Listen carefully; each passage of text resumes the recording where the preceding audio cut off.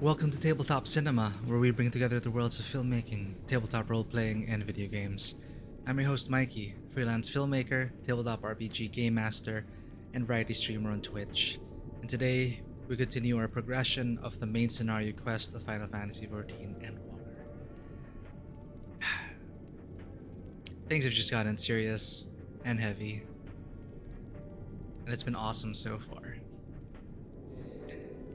So, we were just sent to negotiate with the First Legion of the Garlean army. And it went about as well as you'd expect. They didn't believe that we were here to help. In fact,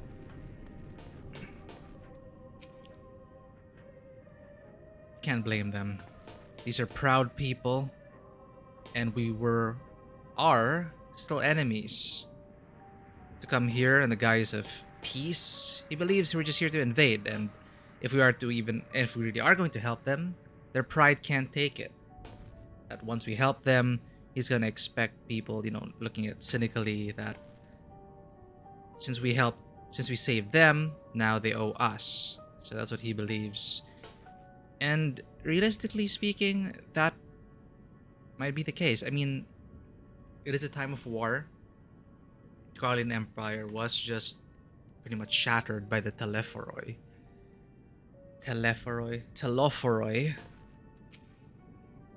So, he made his position quite clear, and we ought not to test his patience.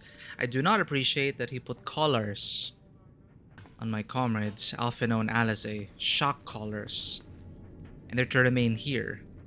But if I do anything out of line, or if they do anything out of line, they'll shock them. So I don't appreciate that. Julius was our guide so far, but we have been given free reign in the underground station, and we get to chat with them and get to know about them and their plight. Things are not looking good for them, but they will not accept help from foreign invaders and savages. You know how it is. It's you, Karen Halimir. I served under Lord Gaius in the 14th Legion. I was there in the night the Praetorium fell. You and your adventurers, you killed them. My comrades, my friends, swept them aside in their dozens as though they were nothing to you. And maybe I am too. Sent the faceless enemy to be cut down. But it won't be long until our countrymen return. Until you get what you deserve. Mark my words. I was ready to abandon all hope until I saw you. You. Soon, very soon, will make you pay for every life you've taken. They were raised to believe in what they were doing.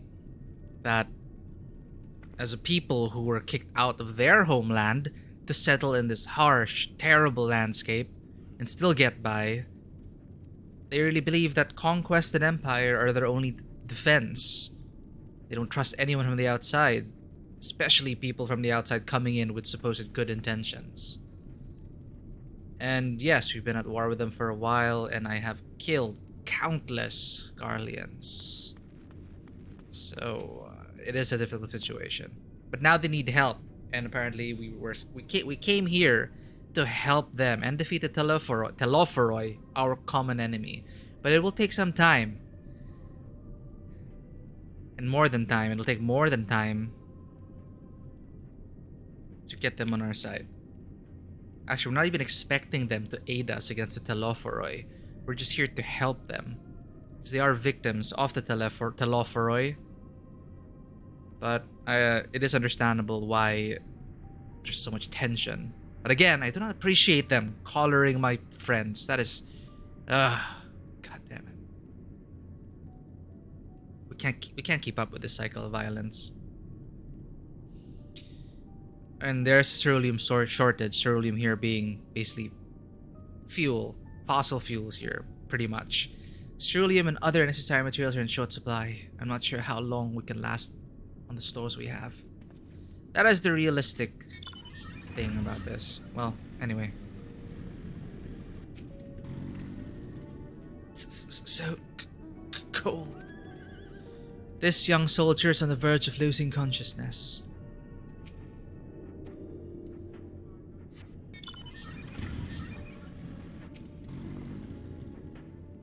I know who you are.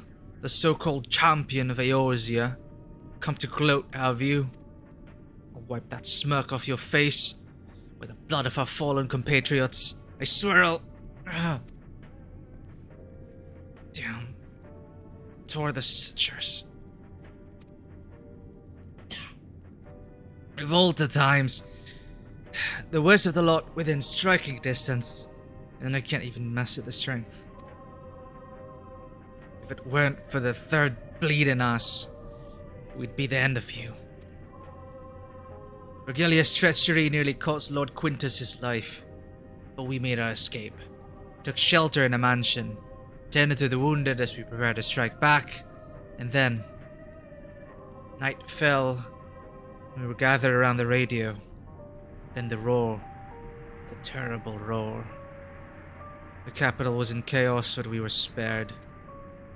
If you can call this a mercy. Mind intact but body broken. A soldier in name alone.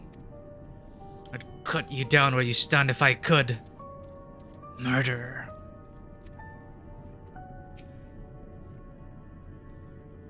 How it must pain Lord Quintus to see our proud legion reduced to this. My suffering, my regrets, they are nothing compared to his.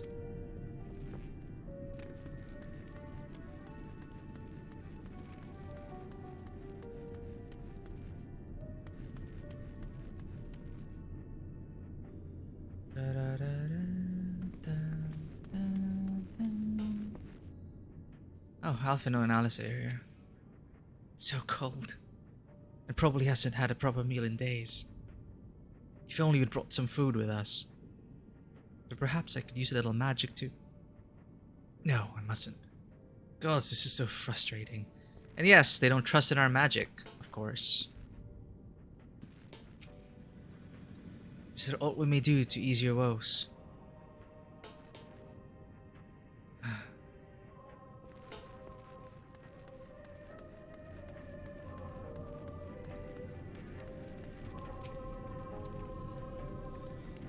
You came with Julius, didn't you?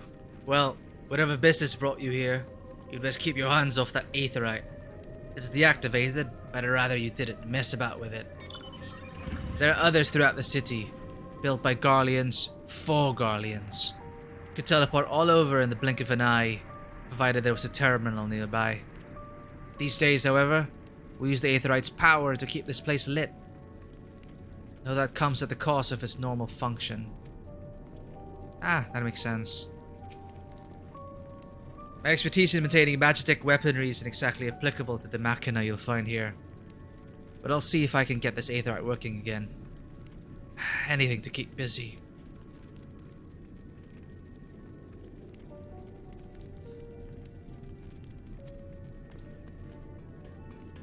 Who's the last one we haven't talked to? Oh, it's someone with my character's name. I've never seen anyone with Leora. Until now.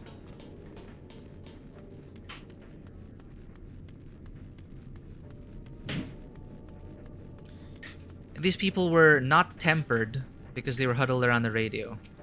A very interesting thing, an interesting way that they avoided being tempered. They don't know it, but they're also tapping into like ether. They're tapping into the ether just like us. This radio is the same model as the one used at Victor's spoils. Perhaps it is what saved the soldiers here from being tempered.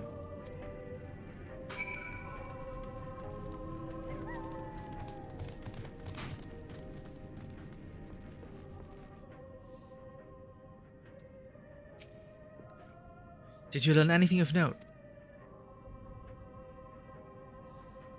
Then your findings are consistent with my own. Their plight is desperate indeed. The sick and injured are at greatest risk. Without warmth and proper nutrition, I fear they will soon perish. I realize there is precious little we can do for them at the present, but I cannot bear to see them suffer. Please, will you help me tend to them? How do we do that without relying on magic? There are several people in the next carriage I've yet to speak with. Could you start there?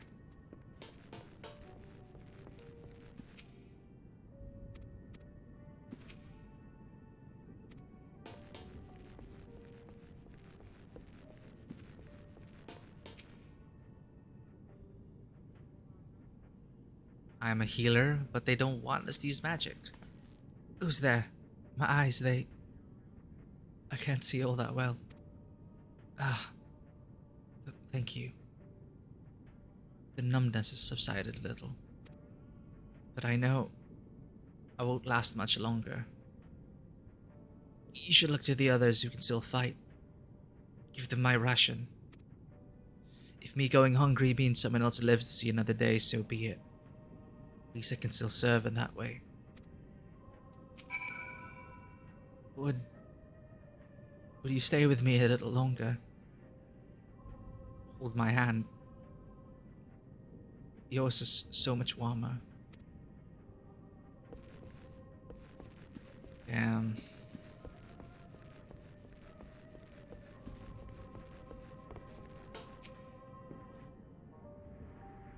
So those you met fare no better.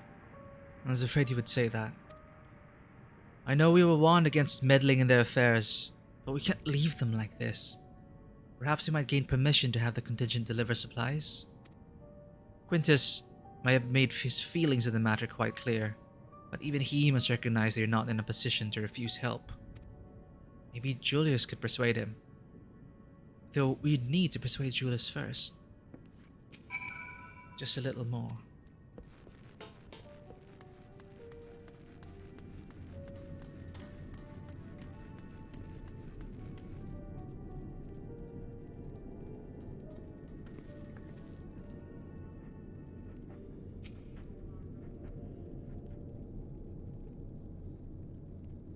Well, seen enough.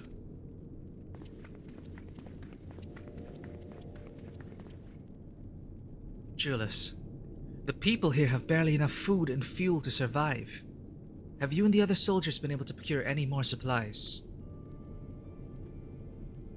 We've been scavenging provisions from the nearby houses, as most families kept some stored away in the event they were snowed in.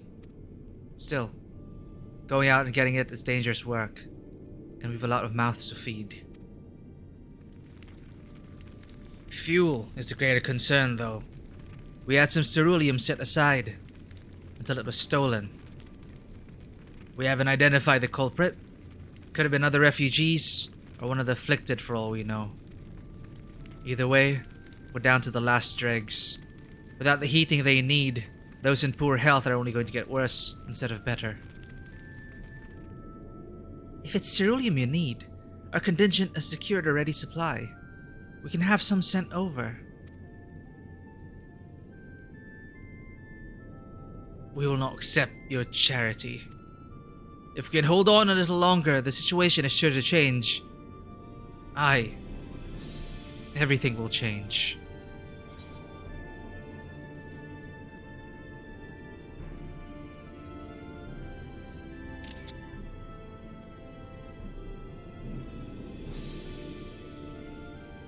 One of your comrades mentioned something along those lines.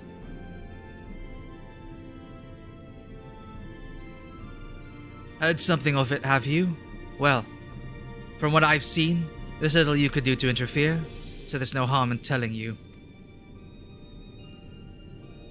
One of our scouts spotted a hooded man issuing instructions to the afflicted, or in the bastard's words, loyal servants of the Telophoroi. Then, he made his way inside the Imperial Palace, or what stands in its place. We'd identified the seat of the enemy's power, we realized. Lord Quintus dispatched a messenger to the 10th Legion saying as much, and instructing them to join forces with the provincial legions, to prepare for a combined assault on the Telophoroi. Once our allies arrive, your contingent will be sent running for the hills. Then, we shall reclaim the capital by our own hand. And how do you intend to survive in the meantime? At this rate, many of your countrymen will perish before reinforcements reach Garlemald. They need help now. Say the word, and we will bring you ceruleum.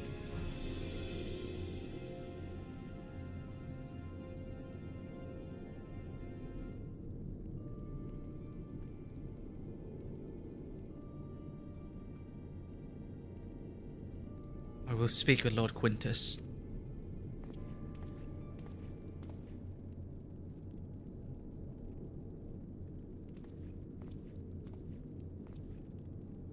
So, did he agree to it?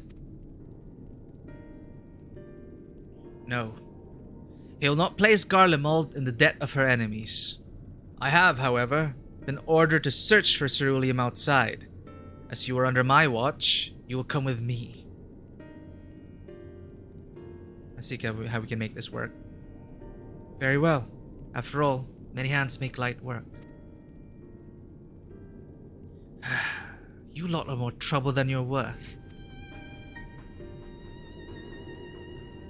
Once we are outside, you will follow my instructions to the letter. We depart shortly.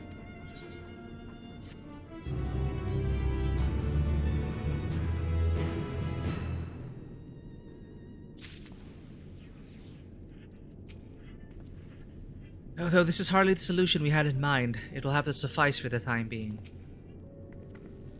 Without our healing magics, there's little we can do for these people beyond offer words of encouragement. But this way, we'll be able to offer them tangible assistance. His park materials. Dark materials. Julius finds himself in the somewhat bizarre position of leading ambassadors of an enemy contingent on a salvage mission. We will begin our search for ceruleum in Regio Urbanissima. The first location is Forum Solius, a park to the northwest of this station. You are to remain close at all times and act only as ordered. Follow me.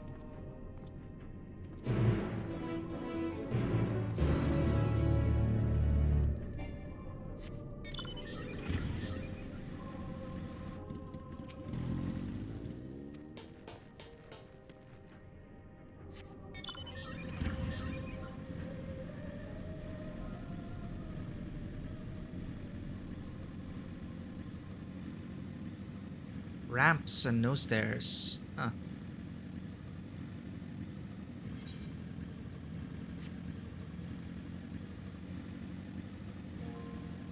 Probably for their cars.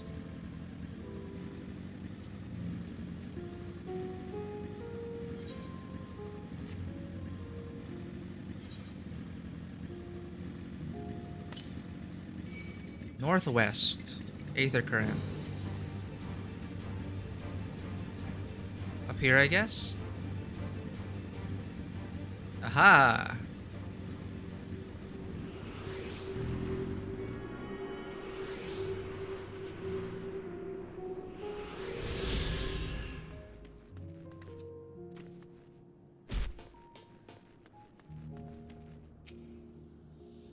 To think this macabre graveyard for war machina was once a park. This is the place.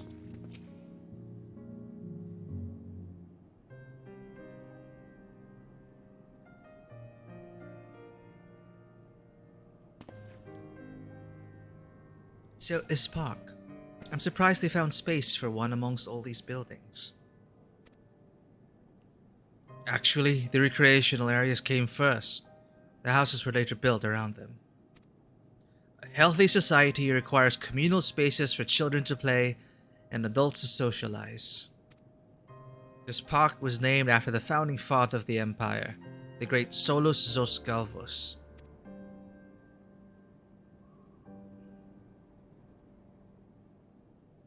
Did we come to extract ceruleum from the wrecked Magitech armor? No, we've already drained it dry. Same goes for the rest of the machina in the vicinity. But as our ceruleum has been stolen, we must scour the city for every last drop. And while I don't expect to find anything here, I've decided to try one more time, in case something has been overlooked. I see. Then with your permission, we'll commence the search.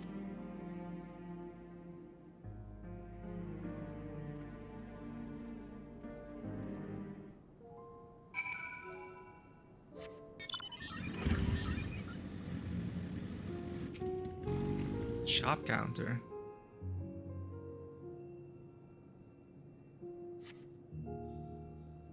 Though rather small by Garlean standards, the structure is reminiscent of a merchant's stall.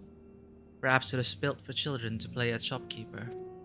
There is nothing inside resembling Magitech or any other device that would be fueled by ceruleum.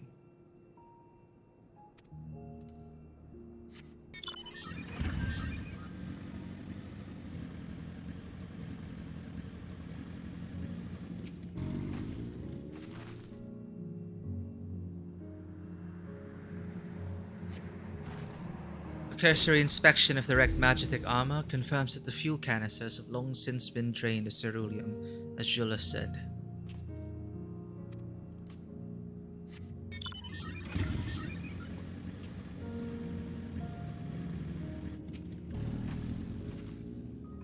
This, whatever it is, appears to have some sort of symbolic meaning relating to this park. Even though the place is named after Solus, there doesn't seem to be a statue of him. Well, at least not anymore. Maybe this one's a fountain. Or somewhere the man himself used to sit.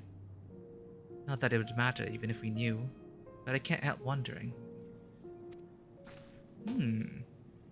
Or simply an art installation.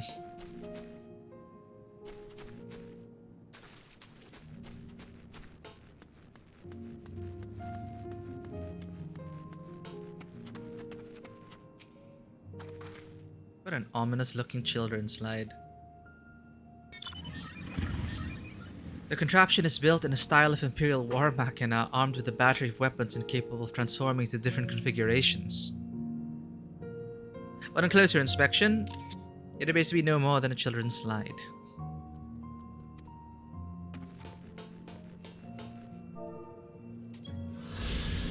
$31.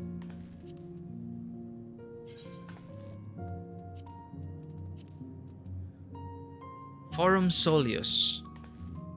It is in this square that Emperor Solus inspected his troops before embarking upon his second campaign into the Far East. The Imperial legions were ultimately successful in their subjugation of the Kingdom of Dalmasca, and officials celebrated the grand victory by transforming the parade ground into a commemorative public park.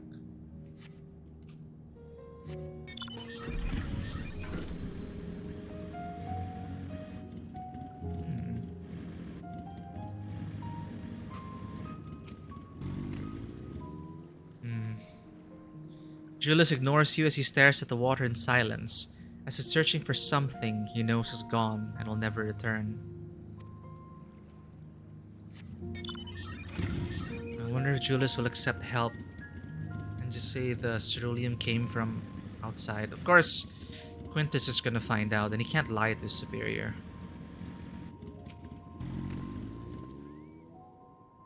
I don't imagine there would be much need for Magitech in a park of all places. But then again, I wasn't raised in Garlemald. They may have uses for ceruleum that I've yet to consider. Yes, they are pretty much modern urbanized society. Oh, this is the map of the park.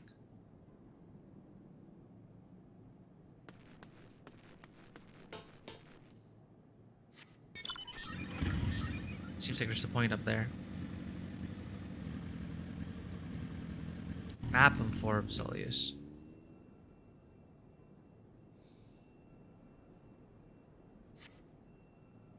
Several points of interest are marked on the map of Forum Solius. The pond, children's play areas. To your knowledge, however, none would require the use of ceruleum. Perhaps Julius really is just considering, am I going to ask these people for help and lie to Quintus?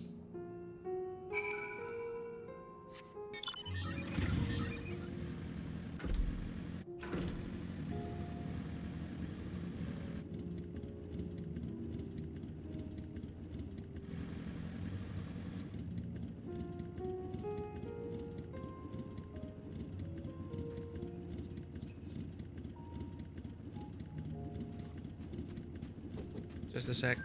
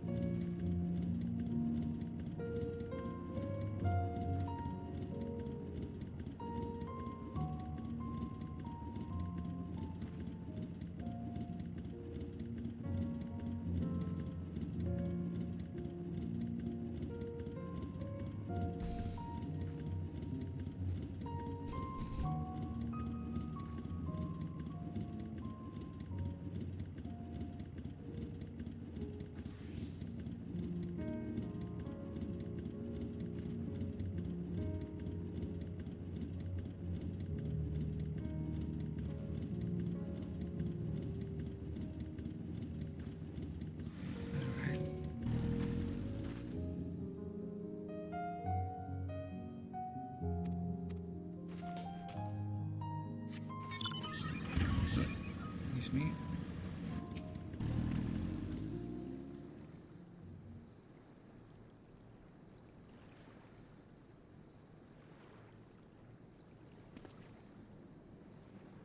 Oh, it's you.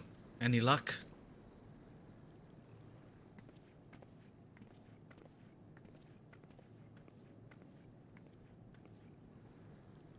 There's no sign of any ceruleum.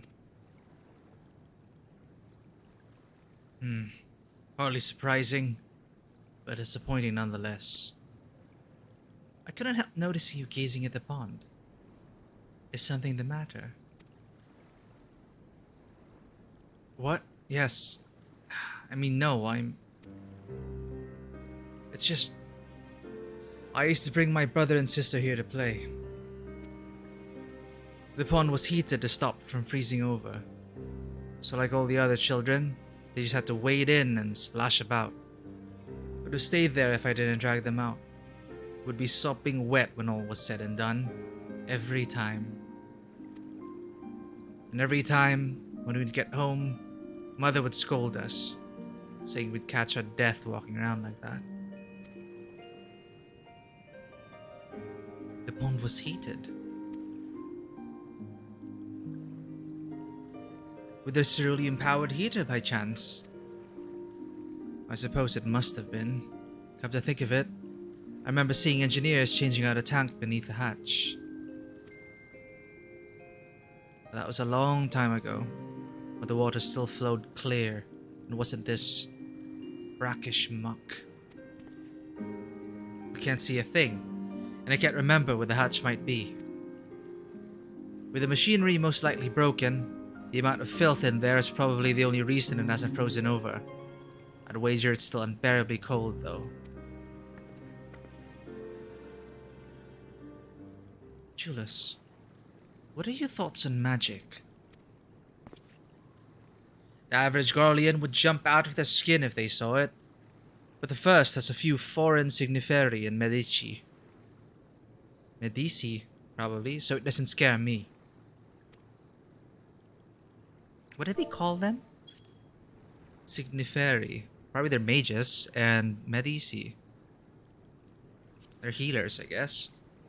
Then I take it you won't mind if I employ a little now. Alphino, as you have a knack for finding dry wood, why don't you bring me some? Once that's done, a blast of ver fire should do the trick. Leave it to me. Hey, how's it going, Shadow? I just resumed playing. Good morning to you. Things have gotten quite serious and heavy to the story. Like, the part you saw me at is just super like, oh, welcoming you in, wholesome vibes everywhere. And then now it's just war drama. So now we're helping our former enemies, the Garlean Empire. Because they are suffering from the Talofor. They're suffering. Their empire was shattered by the Taloforoi, our common enemy. And they don't really have a positive view on magic, but the army understands the uses of magic, but not the average citizen. You're not planning to go in there, are you? Of course I am. That tank isn't going to fetch itself. It's nothing so involved in extracting unprocessed ceruleum from frozen lake like how the tappers do it. We're talking about a shallow pond in a park. And we have a way of warming ourselves up after. That's true.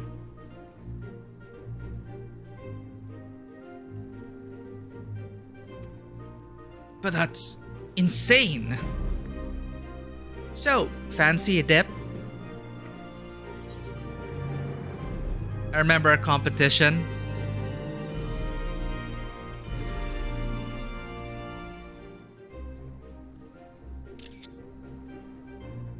And yeah, I'm wearing a coat now, made by one of our companion NPCs, because Garlemald is a freezing hellhole. But through modern technology and the use of ceruleum, which is basically fossil fuels, it's modern urban society basically, as you can see from the ruins. They have heaters, cars, trains. It's Final Fantasy. A little friendly competition might make things interesting.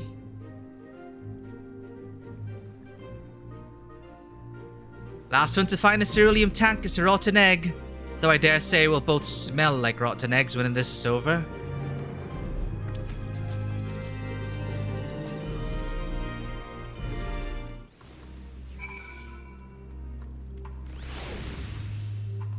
Just a second though, I gotta take care of something really quick, BRB.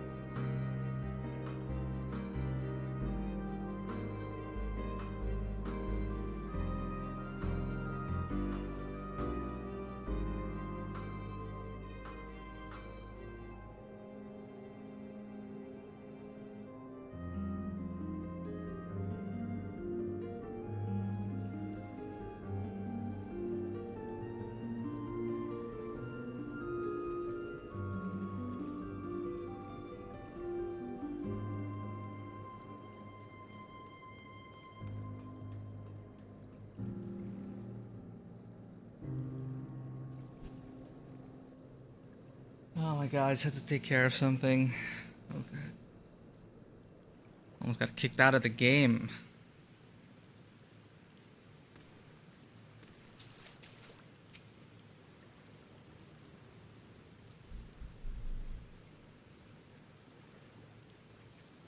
Well, I don't know if you guys are still there. I'm really sorry about that. I didn't expect it to take that long. That's right, we're just about to dive for ceruleum. Can't believe what I'm seeing.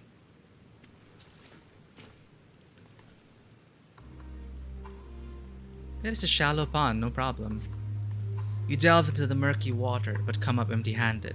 To add injury to insult, the icy wind on your damp clothing chills you to the bone. Ow.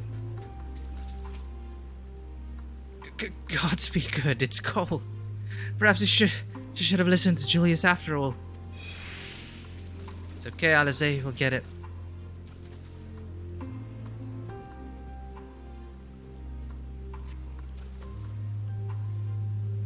Same thing.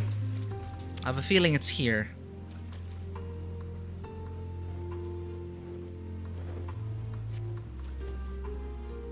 Nope. Actually, here would have been better because we already see like a bit of a structure here.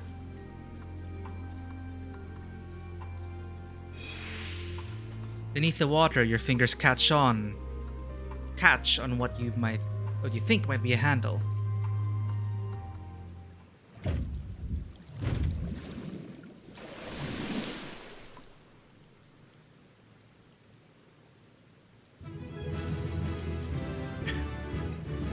It's invisible! An invisible ceruleum tank.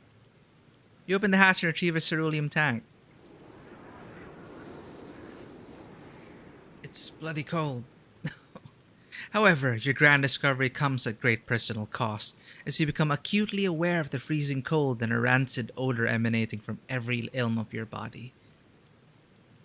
Julius will doubtless feel compelled to pinch his nose shut when you deliver him your prize. Ugh.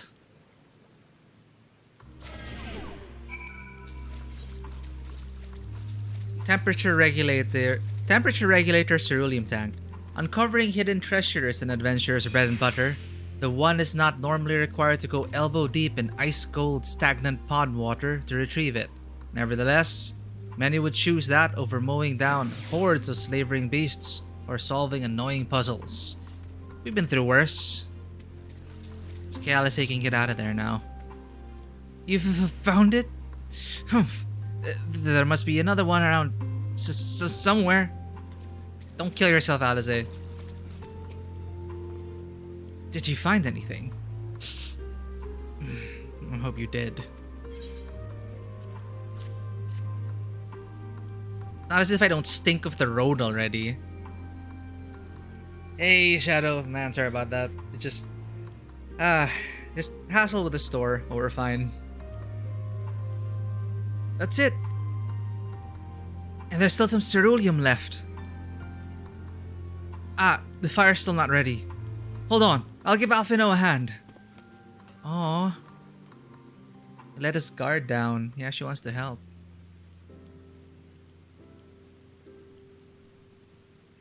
I'm not sure if they're still there. I was gone for quite a while.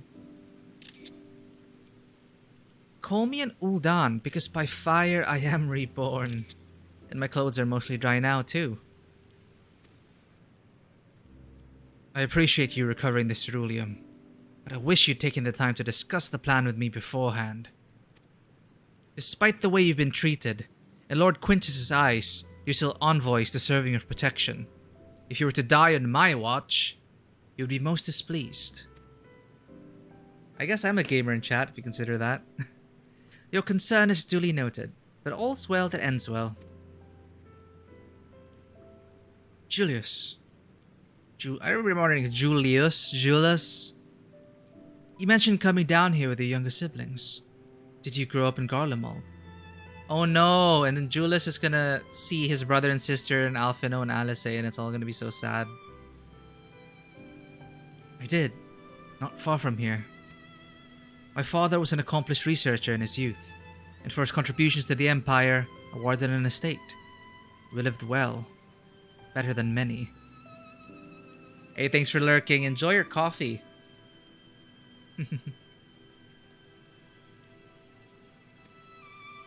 What was Garlemald like in those days?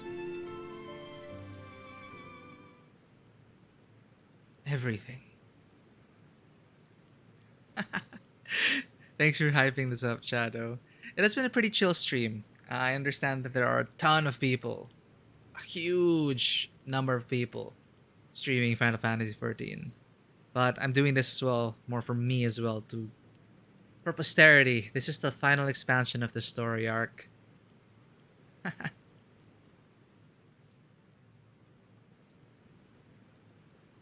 Cigar Lemald was everything. It is everything you could imagine, and so much more.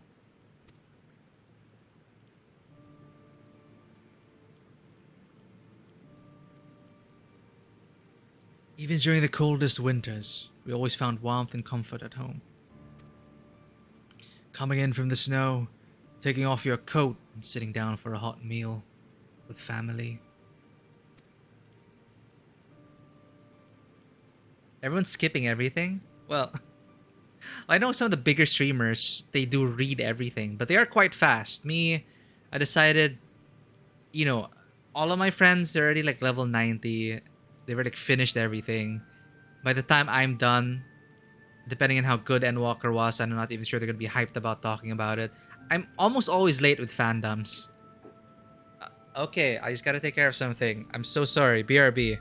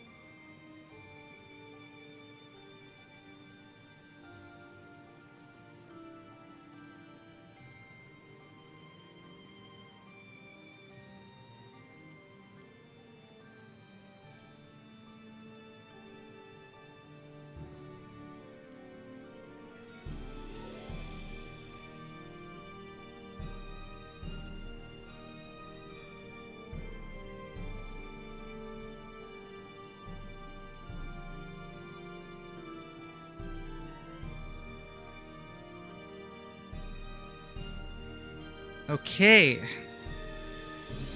Maybe we'll finally get some progress without being interrupted.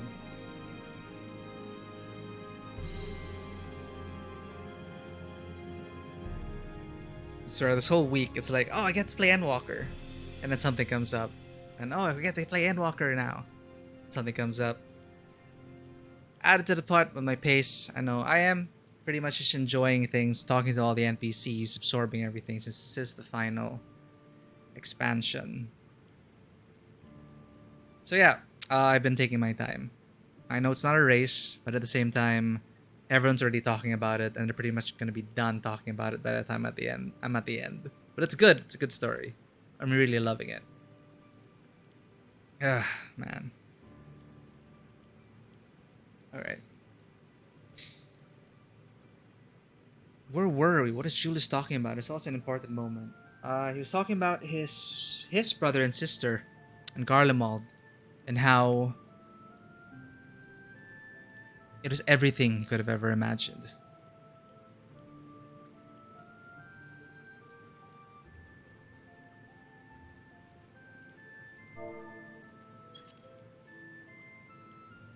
Here we go.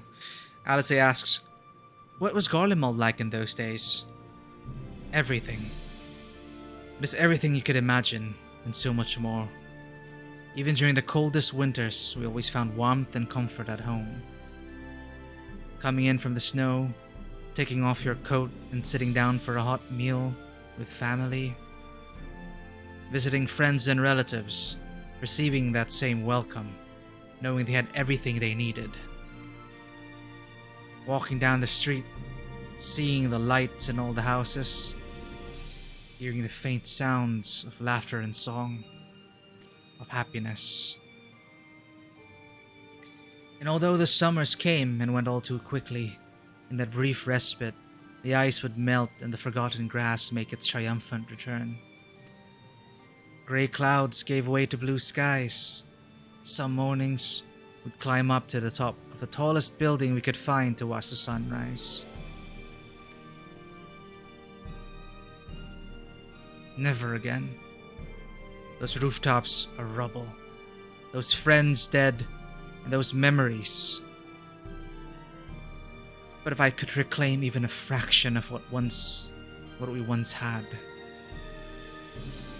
soon our chance will come. We just need to hold on a little longer.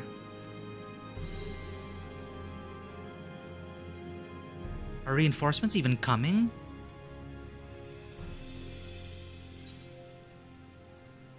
His park materials.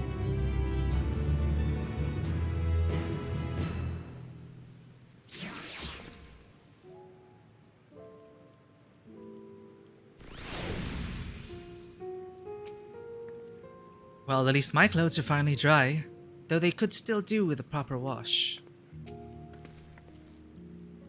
Owing to the wealth of experience I've accrued in gathering firewood, I was able to provide Julius with some basic pointers on the subject. I thought it might help to further build a rapport, and to distract him from his other concerns. No good deed. Now that the fire's burned out, Julius is ready to move on. Alright, now that you've recovered from your escapades in the pond, there's another location I'd like to search, just outside the park.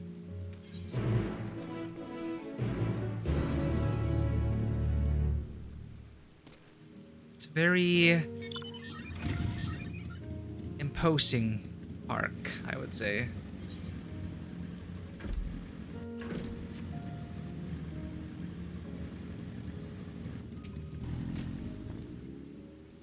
The walk machina appears to be patrolling the area of its own volition. I wonder whether it is simply following its original orders, or if it now serves the Taloforoi.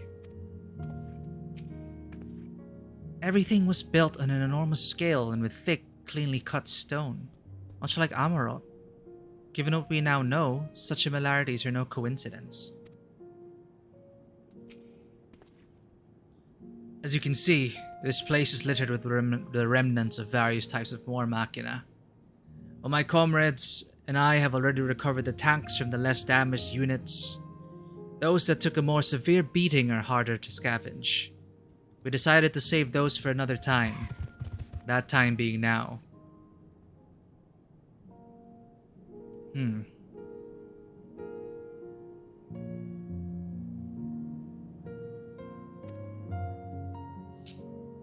Rather than price them apart piece by piece, it would be quicker to remove the outer casing using compact explosives. With luck, we'll gain access to the tanks without rupturing them. Though the force generated by these devices is relatively weak, I would advise you to stand well clear to avoid being hit by any shrapnel. Before even bothering though, you should check the Machina's ceruleum gauge to see if there's any left. It should still provide an accurate reading even when the unit itself is inactive. If the gauge is broken, I'll let you decide whether to use an explosive or not. Should you need more, come to me.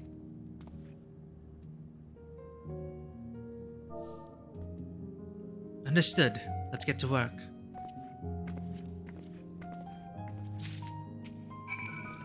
You still have the explosives I gave you, yes? Remember to check the ceruleum gauge before attempting to remove the outer casing.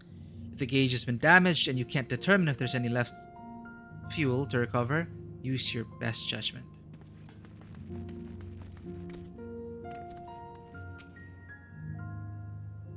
Hey Mikey, thanks for lurking. According to the ceruleum gauge, this unit's fuel tank is empty.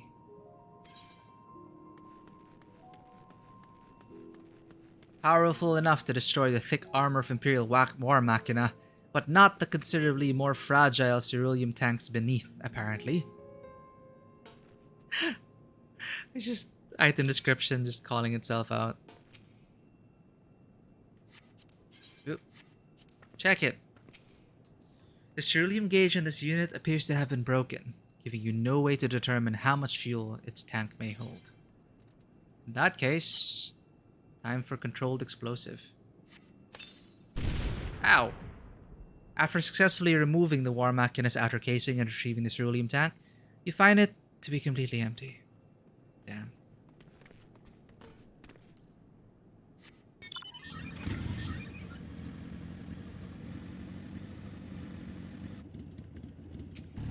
Where is Alpha No and Alize? The ceruleum gauge in this unit appears to have been broken, giving you no way to determine. So...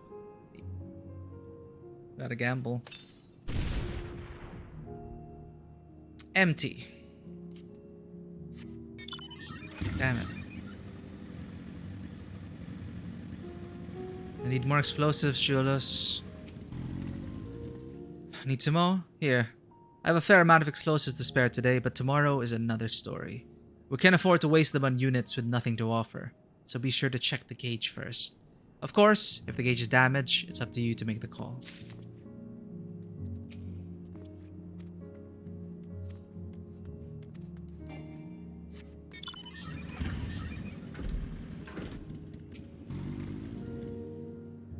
Fuel tank is empty. It's all empty. Maybe they're here on this side.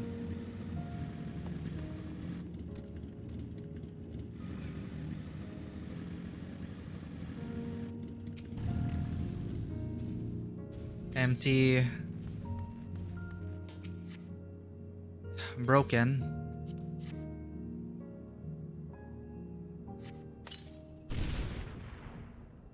You retrieve the War Machina ceruleum tank to find it is still half full, or half empty, depending on one's perspective. Either way, Julius will surely be pleased by your discovery. Not only did this tank survive the attack that disabled the War Machina in which it was installed, it also escaped the blast of your explosive unscathed. If medals for outstanding service were awarded to inanimate objects, this champion among ceruleum tanks would surely deserve one. More explosives? Wait, is that what I think it is?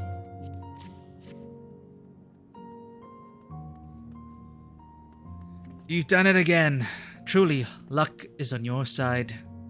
With this, we should be able to refuel quite a few of our heaters. It's time we headed back. Wait here while I go and see how Alize and Alphino are faring. Totally forgot I had this coat. Could have worn it. It's okay. Tataru's good. Well, I hope they're okay. cutscene with the rest of these people.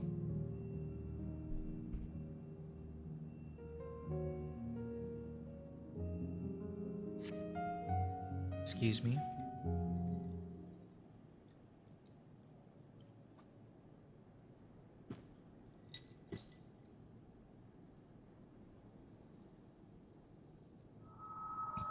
Finally escaped the watchful gaze of your keepers, have we?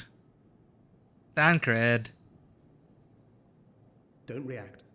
You'll only draw attention to yourself. Just carry on as you are and listen.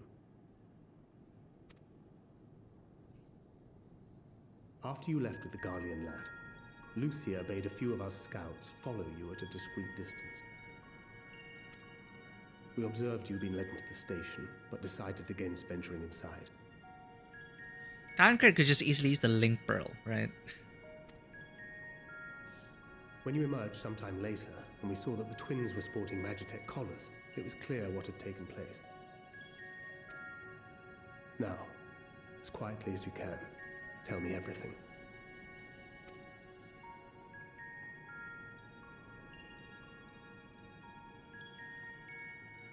The Legatus himself, eh?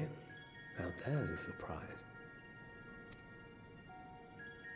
This is also the first I've heard of a plan to join forces with the 10th and storm the Tower of Babel. Maybe he's lying to them. Kind of like in Battlestar Galactica with Adama. An interesting development. And perhaps the opportunity we've been waiting for. Our comrades back at the camp also received some rather promising news. But it's still too early to get our hopes up. For now, keeping yourselves out of harm's way comes before all else. Whatever demands the Garleans make, indulge them. With luck, this will all be over soon. Until then. Getting a lot of close-ups for Warrior of Light, I realized.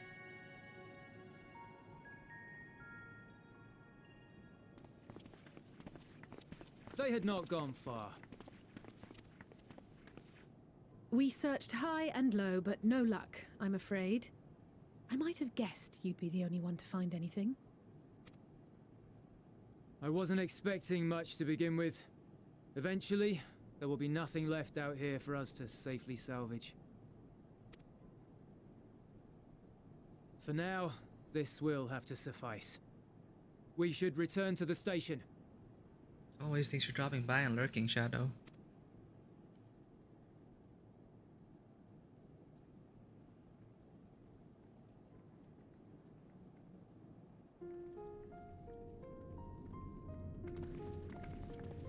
Ah, there you are.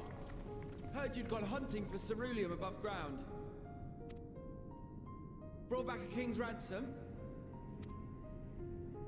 Hardly. But thanks to these three, we have enough to last a little while longer. Well, well. It's not at all what I was expecting, these ones. For savages, they seem positively docile.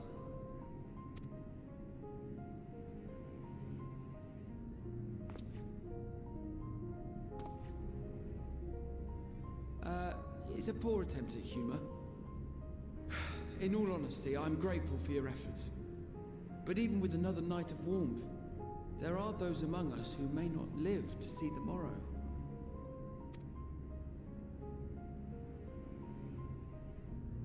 I trust your expedition was fruitful. Lord Quintus!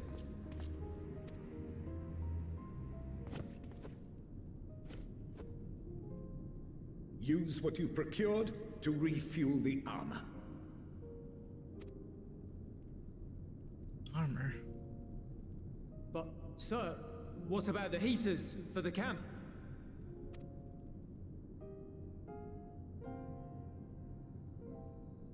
The time for action is upon us. They really are gonna storm the Tower of Babel.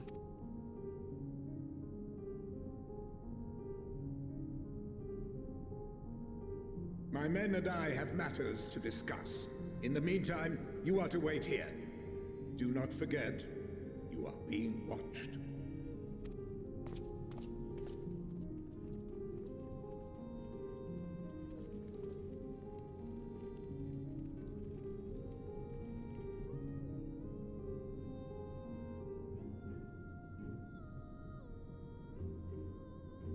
The time for action. What did he mean by that? I can only speculate. Clearly something requiring their magitech, given what we just heard. Whether they plan to utilize it now, or after they join with the 10th, is another question.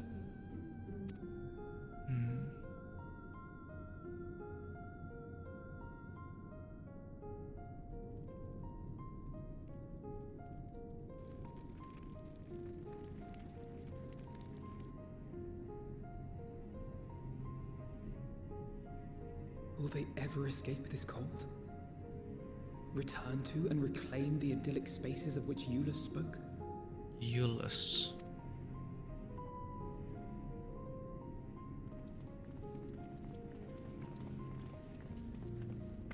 Finished your war, Council?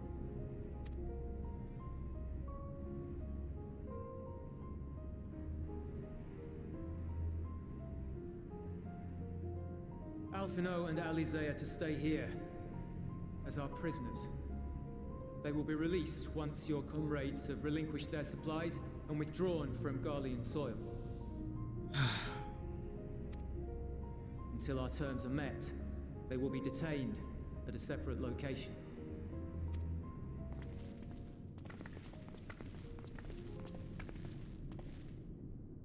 After everything we've said and done, this is how you treat us. Our allies have but limited supplies. They may stave off cold and starvation for a short while, but what then?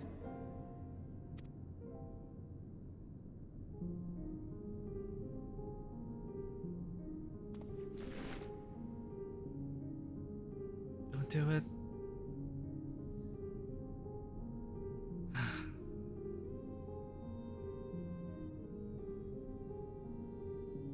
For now, keeping yourselves out of harm's way comes before all else.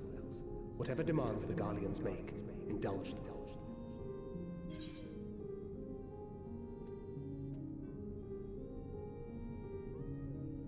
Everything will be alright.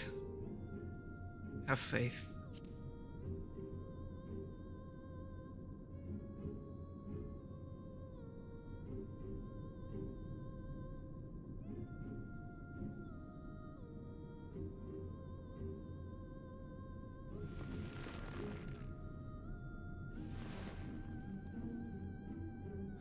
Get them out of here.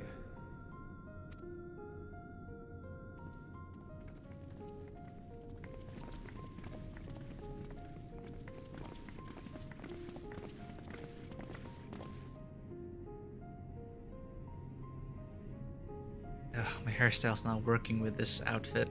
It's been clipping through that collar this whole time. Can't not notice it. Wow. I mean, I'm not surprised this is what happened.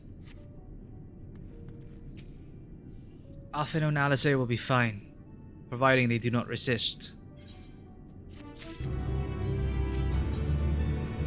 Alea lacta est. Once again, Eulus has been entrusted with an unenviable task.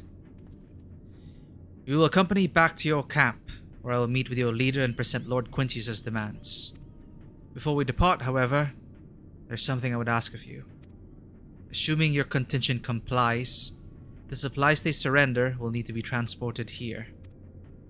The task falls to Legionaries Marcellinus and Octavia, who will pilot Magitech armor to your headquarters. You are to inform them that we are leaving shortly. Tell them to ask the Eel for further details in those words. Once you've seen to that, meet me by the exit.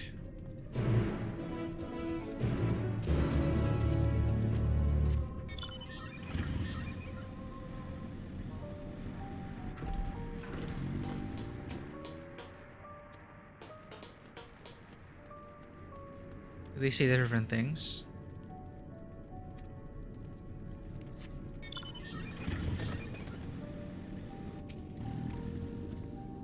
What do you want with me? Ask the Eel. So Lord Quintus has reached a decision. I knew he would understand.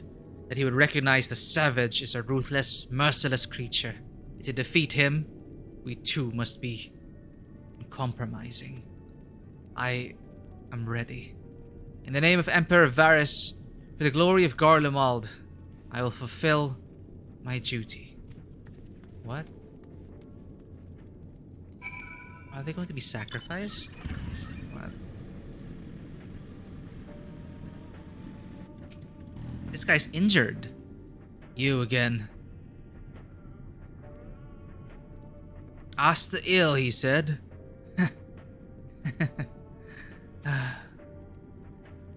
So, that's to be the way of it. After all this, I have a bad feeling about this. How ironic that you should be the one to deliver the news. If those are my orders, then so be it. For the glory of Garlemald. What are they being sent to do?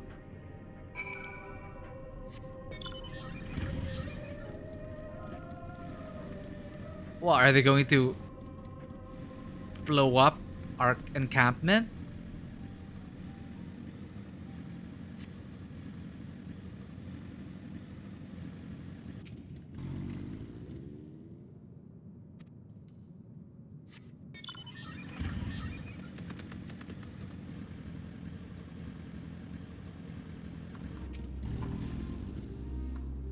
Have you done as instructed?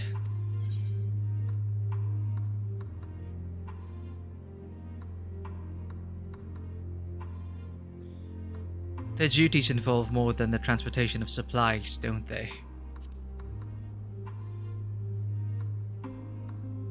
Duty is rarely a simple thing. We have been given additional orders, though whether we will be required to follow them depends entirely on your contingent. You and I are in this together now. Like it or not, we have to cooperate. There is one other matter, a place I'd like to visit on the way to your camp. It's a short walk from here. Follow me.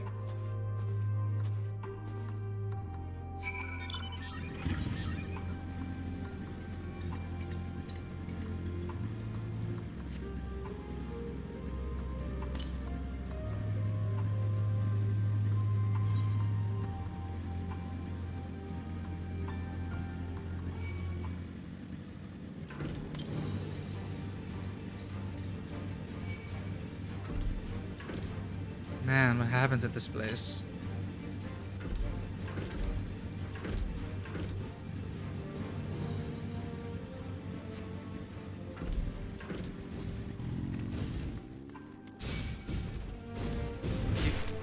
Oh, oh, bastard.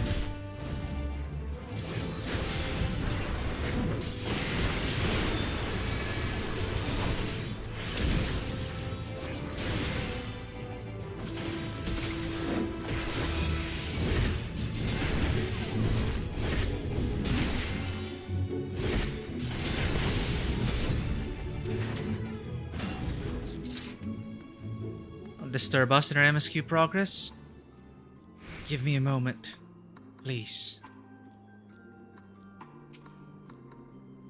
Euless lingers by the ruins, reluctant to leave and reluctant to stay. Unable to move on. It's a good way of putting it.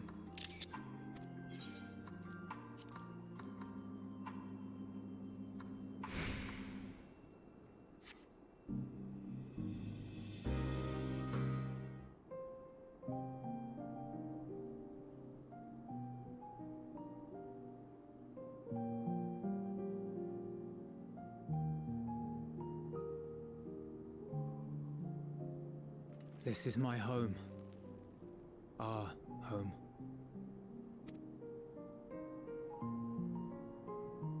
At least it was until that night.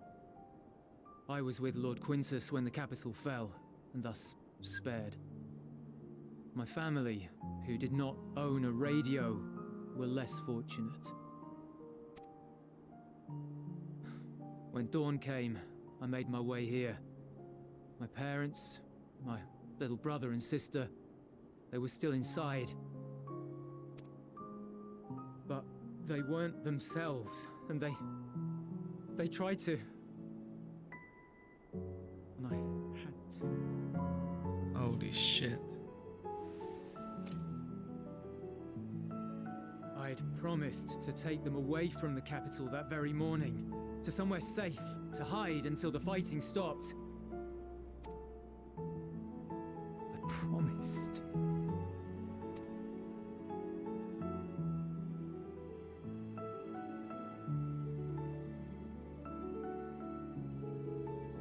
The Garlean flag bears a chain, the bonds between our countrymen. A red link at its center, the blood of the fallen. Our loved ones who lived and died for Garlemald.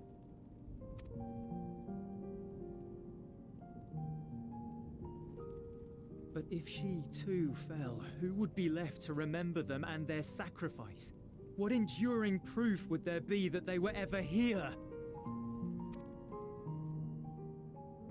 If we had turned to your gods, would they have saved us?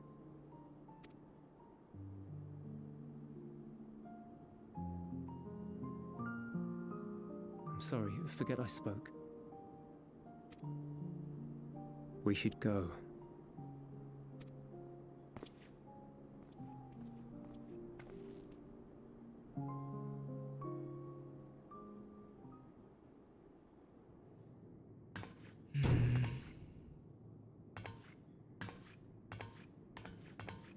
It's no use. Believe me, I do not enjoy being here any more than you. But she wanted us to play along, so that is what we will do.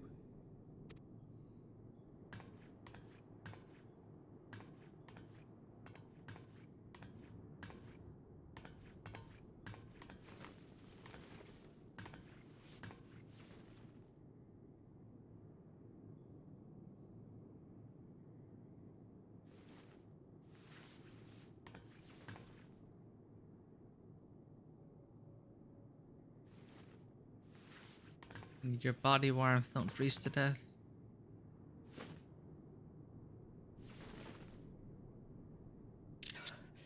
It's so cold.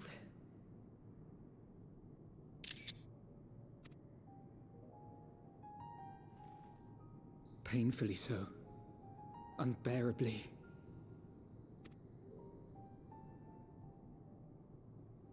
I've been thinking about what Quintus said. About why no one would accept Garlean rule. Irreconcilable differences. When coexistence isn't an option, only conquest remains. Varys at Gimlet said much the same. Only by uniting the world beneath a single standard would we rid ourselves of the Ascians. United as one people. One race cleansed of imperfections. A cold and unforgiving vision. And when we fail to live up to their standards, what place is there for us in their world? But the truly sad, truly frustrating thing is how damnably similar it all is to the lofty ideals of Father and the Forum. Non-intervention. Always non-intervention. Protect our knowledge and our people, and to hells with the rest of you. And yet, I can see how it happened. Varys and Father looked to their elders for guidance and took their virtues as their own. But for this world was of their making. In who else could they place their trust? All of us lost in a sea of chaos. Searching desperately for purpose and meaning. But it shouldn't just be an extension of another's. It has to be ours. It has to be. We all have a stake in this world. No one should be silenced. I won't deny that we lack the experience of people such as Father or Quintus. Perhaps they've come to see the world as a series of problems, and the most efficient way of solving them, to reduce everything to fundamental forms. A stone is a stone, a cloud, a flower, no more than that.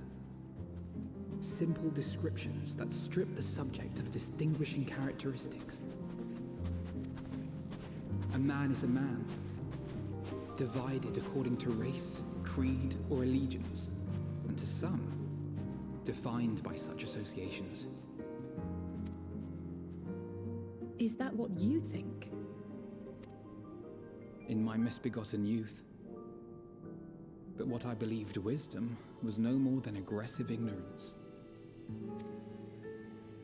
I've since learned to look beyond the banners and the politics, to see people as individuals with their own hopes and dreams. As for my dream of building a better world, well, every day I'm reminded that it is far more complex than I had ever imagined. But it only spurs me onward, to find the wisdom and the strength to see it through to the very end.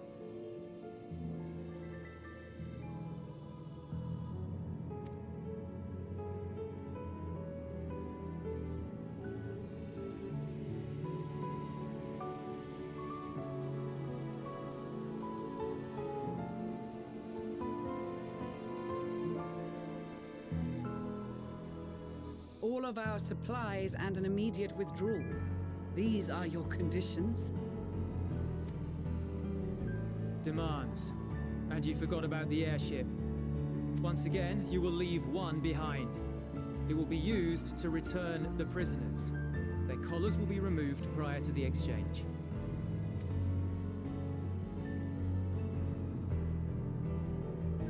So in the end, not even Father's expertly worded rhetoric could deter you from your chosen course.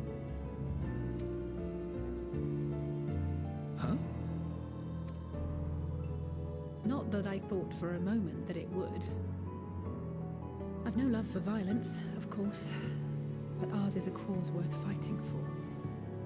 I just wish he'd realize it too. Sometimes the only way to protect the ones you love is to take a stand, to refuse to suffer in silence. I want you to know I share your conviction.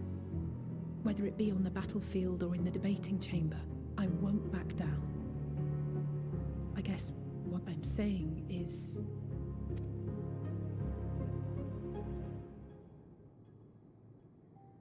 You've found your own reason to fight. Yes. Yes, I have. Wow. God's willing, there will come a day when we can finally lay down our arms, and there will be peace. But not until the Telophoroi have been defeated once and for all. And you, brother, will have a vital part to play. By your words and deeds, you'll lead the way. I pray I am up to the task. There'll always be naysayers. Those who think us fools for even trying. It's easy for learned elites to criticize earnest efforts and assert their moral superiority, all without offering alternatives.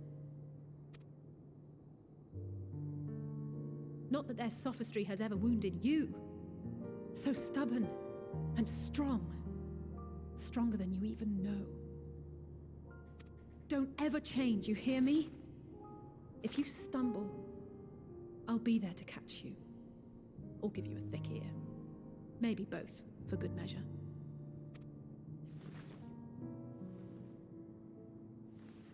Thank you, Alizé.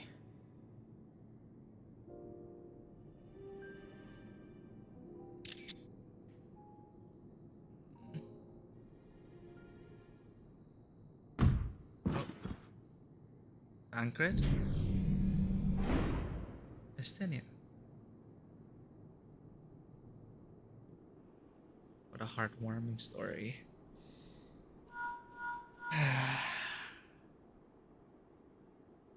Connects all the way back to Coils of Bahamut. The scouts have secured Alizé and Alphino. Their collars were removed without complication as well. They report no casualties, Not for their party, nor the guards, who will wake from their premature slumber in due course.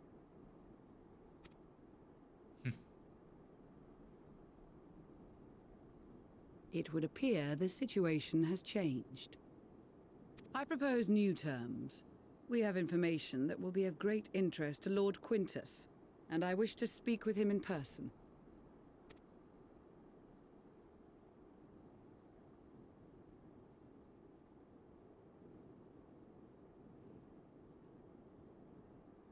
No. In the event you rejected our first proposal, we came prepared with a second.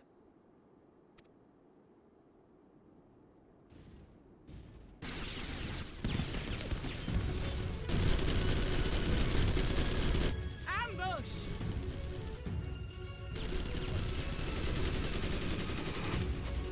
More are coming! Make ready! Damn it. We, the loyal soldiers of the First Legion, proud servants of Garlemald, of the fallen Emperor Varys, shall safeguard these lands from the barbarian hordes until our countrymen return!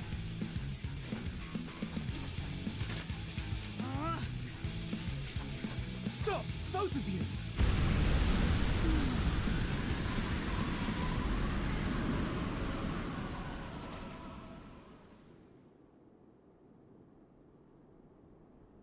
This child may be the worst emissary I have ever seen.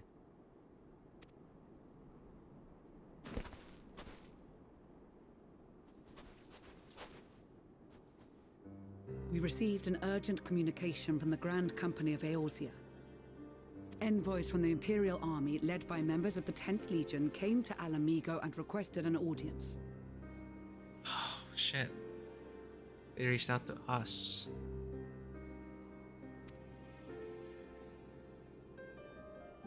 They explained that their efforts to coordinate the reclamation of the capital with the aid of the 4th, 5th, 8th, and 12th had ended in failure. Communication between most legions has broken down entirely. Most of the 10th's conscripts have deserted, leaving their forces severely depleted. That is why, unable to continue the fight on their own, they and their allies turned to the Grand Company of Eorzea for aid. Lies! Every word! It is the truth, and I have not finished. The 10th has requested that we deliver a message to Lord Quintus. Have the ill stand down.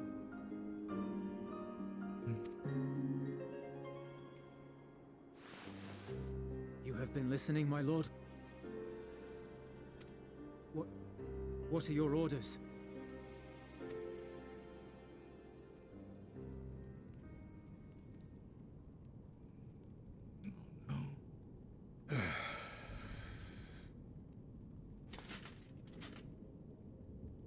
Inform her that we will honor the 10th's decision.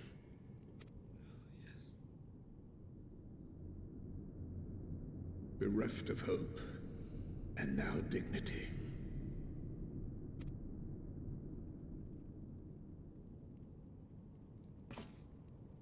I release you from your duty.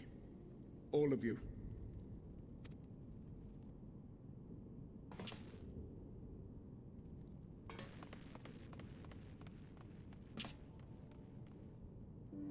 I take solace, your radiance, in the knowledge you are not here to witness our debasement.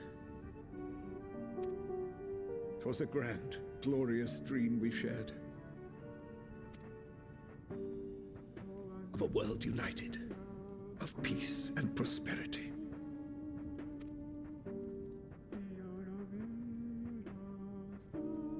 We are ghosts, you and I, memories of days gone by. Nice shot. Bonds forged in blood that I will not see tarnished.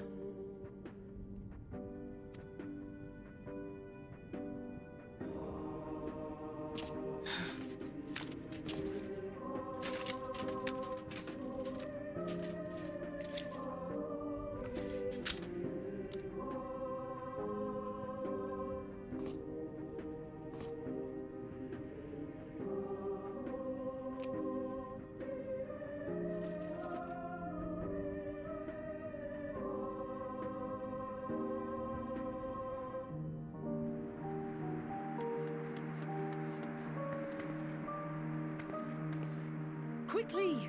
We have to reach the station before it's too late. If there is still a chance that Quintus will agree to a truce, we must take it. I just hope we get there before he and his men do something rash.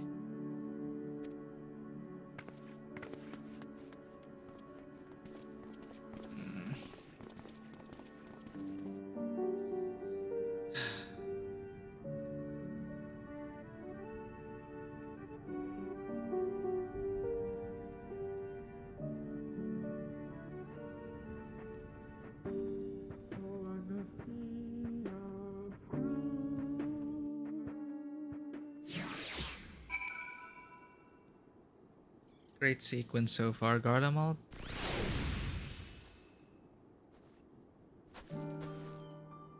So different from everything else we've had so far in Final Fantasy XIV. It's like, well, I guess you're trying to do this with Stormblood, but no, this is, well, of course, a different point in the war, but still, this is the war drama that I guess a lot of people were looking for in Stormblood. Thank goodness the 10th Legion decided to sue for peace when they did. We have been spared more senseless bloodshed, which is the last thing anyone, including the First, needs. From their perspective, though, the promise of reinforcements was their last hope, and now they have no choice but to capitulate to the invaders. We will prove to them that all is not lost, and we yet stand a chance of casting out the Telophoroi. It was a grave error not to post sentries farther from the camp. Had we seen the Garleans sooner, we could have slain them long before the truce was called. They engaged us of their own free will and deserve to die warriors' deaths.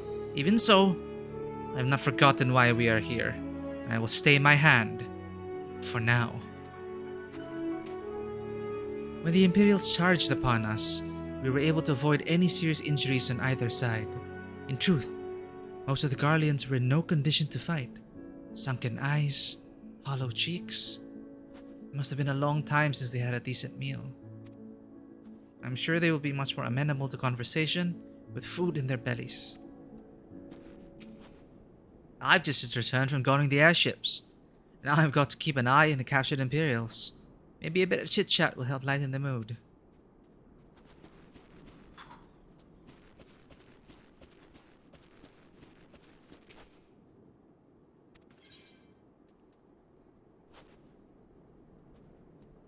I wonder if this sells her anything. I'm capped on stone, so I may as well get 1, 2, and 3. Just in case.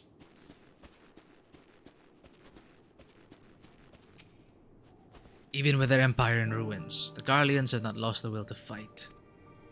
That strength shall serve them in days to come. There is yet life in this cold soil.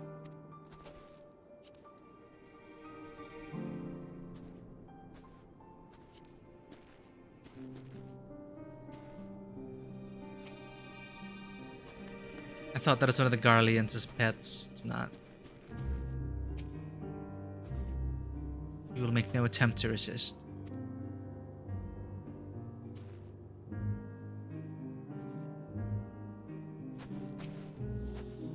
Much and more has occurred since we last met. As for determining what comes next, we must speak with Lord Quintus.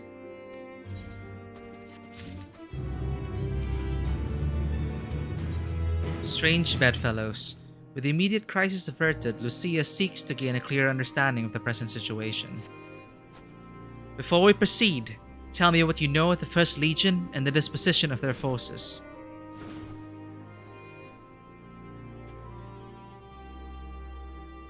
They were preparing for war, while the refugees in their care were left to go hungry? A reckless, short-sighted plan that risks the welfare of the people they are sworn to protect. Nevertheless, we cannot compel them to accept our aid. If we were to arrive in force with the intent to do so, we'd only incite panic. But perhaps they can be persuaded to follow one of their own. Go with Eulus back to the station and have him lead the refugees here. Some may be unwilling or unable to leave, but for the time being, I'll take what I can get. Alphino, Alice, and the scouts sent to extricate them should already be at the station. I'll also have our other comrades in the area lend their support should it be needed. Understood.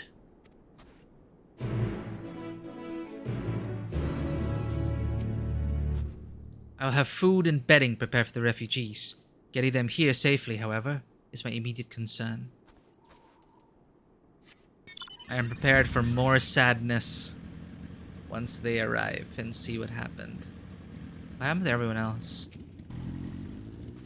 News regarding the 10th came shortly after you left with Eulus. From that, we were able to deduce that the first was somewhere within the capital. We were, however, only able to verify this once you had made contact with Thancred. That's the timing. He clarified the timing. Oh, Aether Current quest? In pursuit of power, Rimmel Nod would like your opinion on something. Ah, just who I was looking for. Allow me to introduce myself. I am Rimmel Nod of Hishgard. I've been put in charge of arrangement with Tappa's Den, you see. However, the very first of the Tappas to come bearing ceruleum has asked quite a lot of us, if I do say so. They wish for our help in getting Juturna Platform G up and running. The very same platform that's at the head of the Imperial's our primary energy pipeline. What's more, he's Garlean. I was convinced the only engineers left in Tappa's Den from conquered territories. In any case, I'm not qualified to judge the motives of the man. I'd feel much more at ease if I had someone of your experience helping to make the call. I thank you for your willingness to assist. Let us go and speak with the Tapper in question then. He's a man by the name of Appius. Alright. I'll do Aether Currents after a while.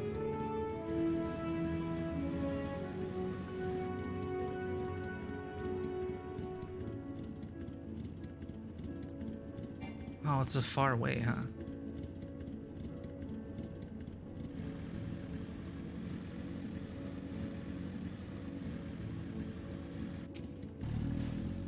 As a lot of Garleans will strongly object to our presence here, we must be vigilant for those who might endanger the camp.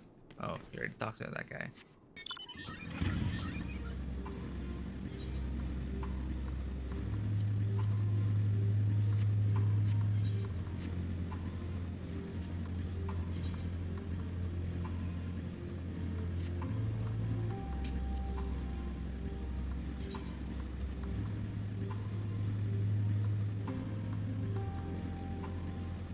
It's a lot to do.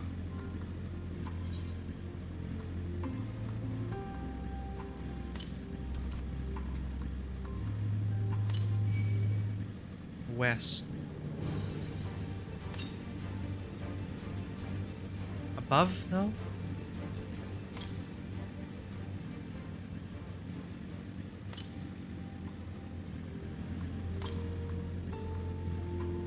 Aha.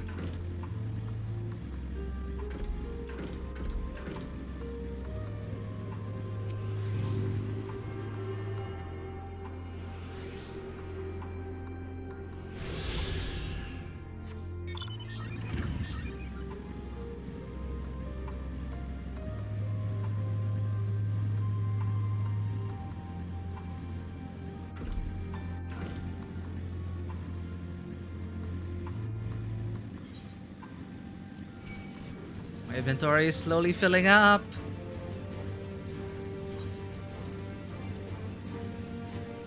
Yep, I hoard a lot of items. The gear we're receiving is 525, still not the best.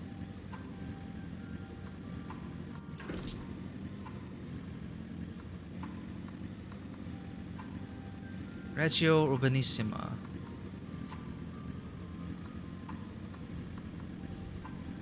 Interesting. This is Garlemald.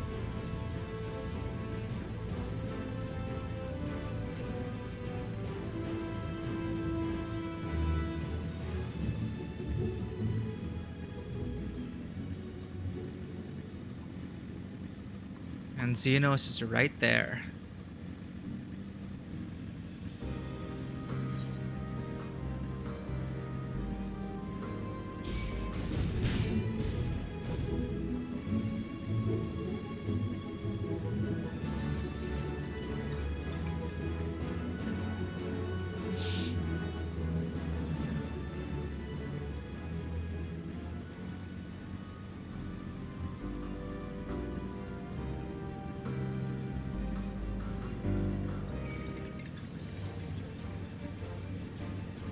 There's everyone. Not gonna like what they see. Tis a comfort to see thee, none the worse for thy recent ordeals.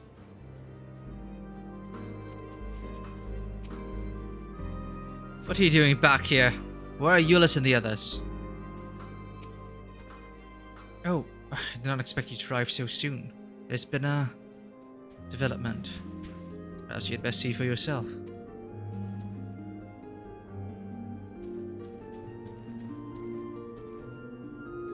Hey, I think this cat is progging with me.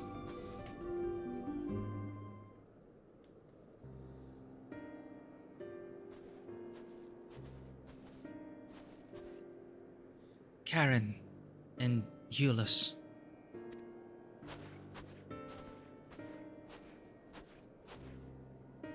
We arrived just before you did, and too late. Too late for what? What's happened? Easby?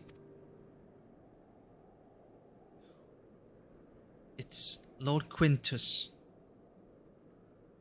He took his own life.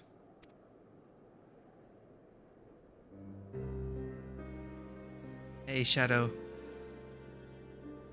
More sad times, more sad war stories.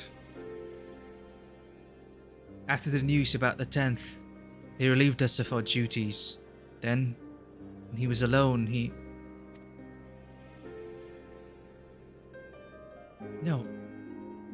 No, he wouldn't.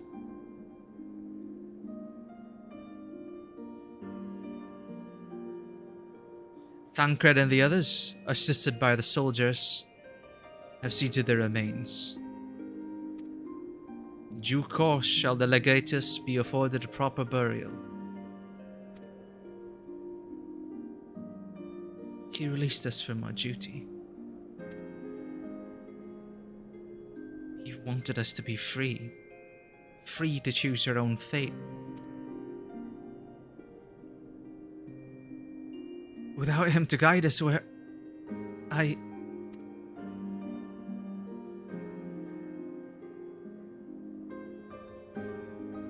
have just this moment spoken with Lucia.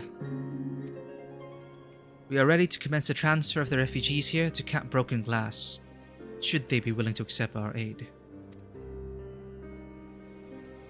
Some would rather die, but most of us just want to live. Songs and standards be damned, we just want to live.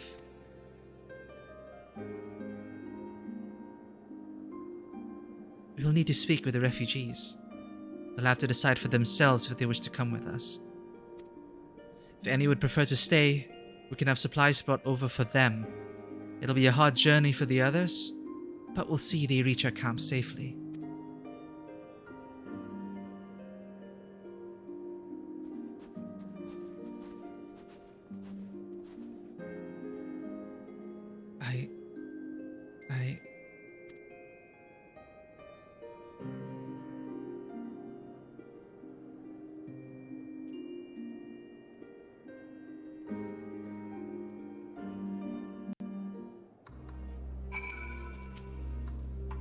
After what happened to his family, the first was all Euless had left. Now even that's been taken away from him. He's not alone in that either. There's a comfort in having someone to follow, someone to lead. Yep.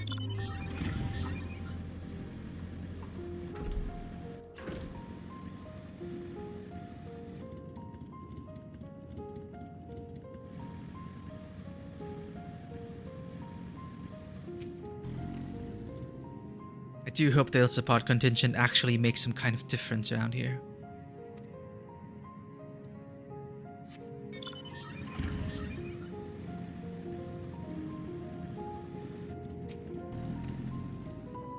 We've the roads covered, don't you worry. Things may get chaotic around here, but just take it as slow and steady as you can, alright?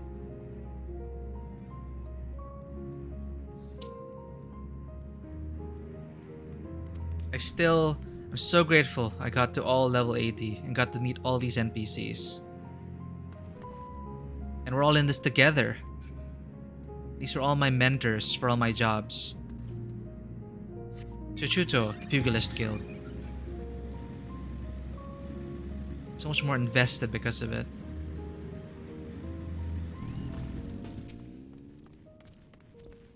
No matter what may betide, I'm my daughter and that all speech was coming. Orianche. To employ healing magics now would likely invite catastrophe, as thou canst attest from thy experiences at Victor's spoils. Indeed, the Garleans view our ability to manipulate ether with the same suspicion that many Eosians do magitech. At least the pain proves I'm not dead yet. A pride, a culture, a knowledge, all of it gone. Oh, they had to put in the Whirlet music for this. Makes everything so much sadder. So much more sad. Just hearing about Lord Quintus, I confess of many and more thoughts on the subject. Few can deny he was a man of principle, misguided though he may have been. Everything's going to be alright now.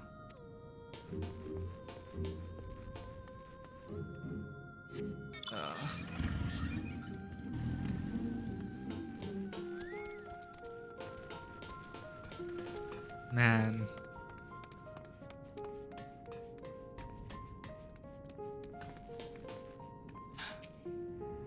Best not dwell on it.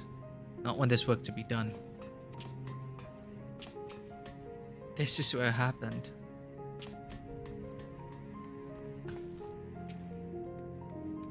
Why?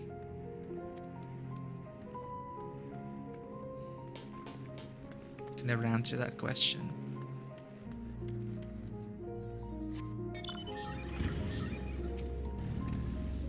Try as we might, any words of comfort we may offer are like to fall on deaf ears. We are but strangers from foreign lands, perhaps in their eyes, the very cause of their suffering to begin with. Nevertheless, we mustn't give up.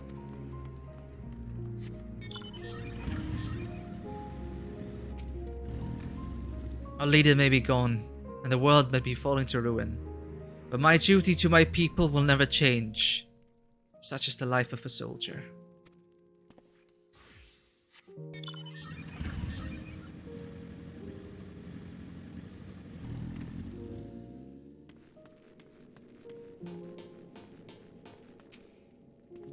I'm still trying to get this aetherite working again.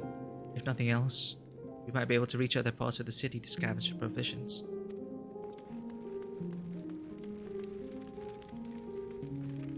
Ugh. Stinian.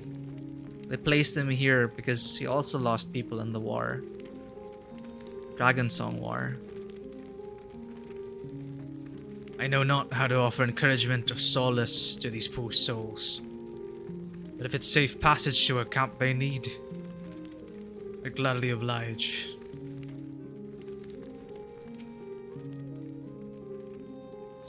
Lord Quintus was a rock in the storm. And now we are without a leader, without direction.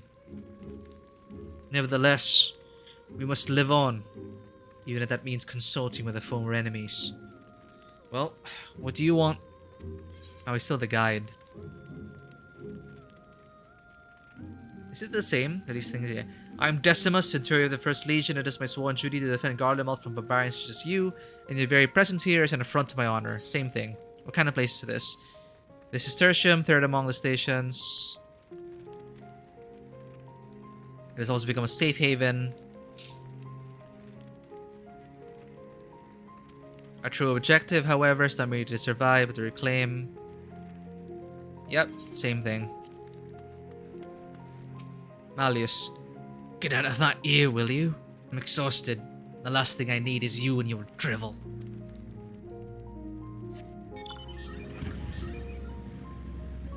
Man, I should have spent more time talking to all the other NPCs in the other zones. Just really just builds the scene a bit more. The air is ice itself. Let me freeze to death at this rate. Oh, he's offering things now. Don't mind if I do. Repair.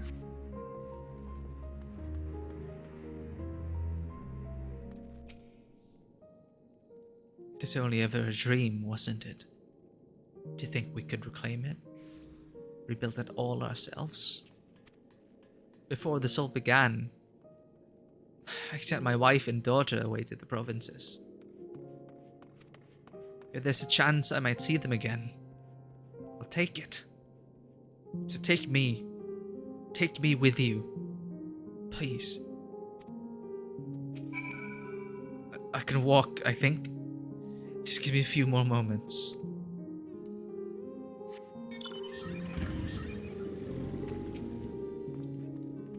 Well, got the Aetherite sorted out in the end.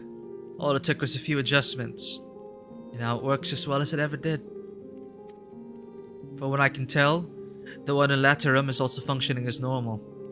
That's where you lot are staying, isn't it? Now most of us are packing up and leaving this place. I reckon there'll be more use for me and my skills over at your camp. Since the Aetherites function again, why not give it a try? Be a waste if no one did. There we go.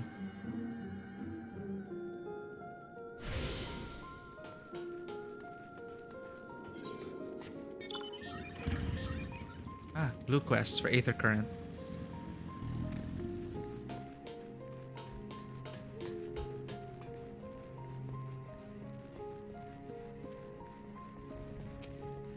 Ah, it's you. The one who treated me with such kindness. I heard from the others that you're not from around here. I thought you were one of us. Not that it makes much of a difference now. Purebloods, migrants, savages. After a while, the words start to lose meaning. Until all you're left with is anger and fear and hate, and I'm too tired. If you and yours have come to offer aid, I'd be glad to accept. I don't believe I asked you your name. Karen Halimir. Thank you. I will remember it. Always. Oh man, if this guy dies, I wonder if we'll see him again.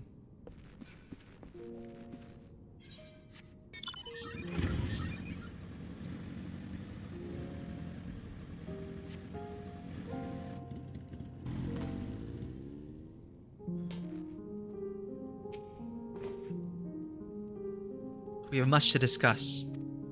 Our rescue, the attack on Camp Broken Glass, what we'd hoped to talk about with Quintus. But all of that can wait. More urgent matters demand our attention. Are any of the refugees willing to come to our camp? Think to 12. Think to 12. You and I should go first and secure the route back to Camp Broken Glass. With all the creatures and tempered skulking about, I expect we'll have our hands full.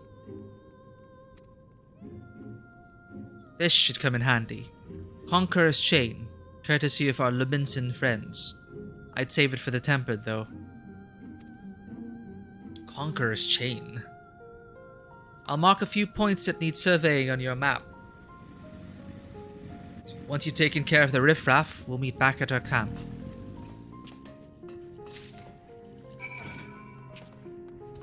I will stay with the refugees and do what I can to protect them. While I have no doubt that you and Thancred will do a fine job clearing the path, we must be ever vigilant for threats that may have slipped the net.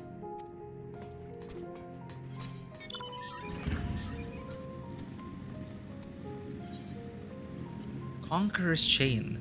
Ethereally treated chain capable of binding even the wriggliest of opponents. Ah.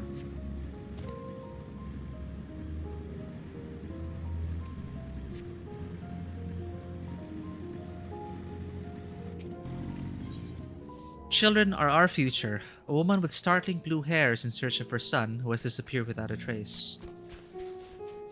Excuse me, ma'am. Have you seen a little boy with hair a similar shade to mine? He's my son, and I can't find him anywhere. It all started when I told him we ought to seek refuge in your encampment, and he started wailing and sobbing like I'd never seen. The next thing I knew, he was running hell for leather goodness knows where. Hell for leather? I haven't heard that before. I'm worried he may have left the station altogether, and the streets above are rife with danger. Please, can you help him for me? Oh, you will? Bless your heart. If I know my son, he's probably tried to return to our house to the north of Palatium Novum. Try there first before anywhere else. He'll be easy to recognize, I should think. What with the color of his hair and all. I'll try searching the station again just in case. Though I'd bet anything he's gone back to the house. Our house near Palatium Novum.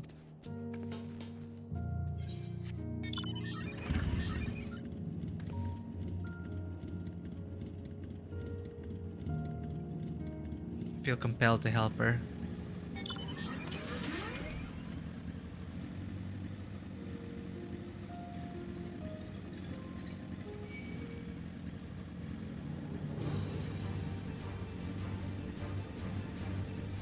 Not so far anyway. Not that big of a detour.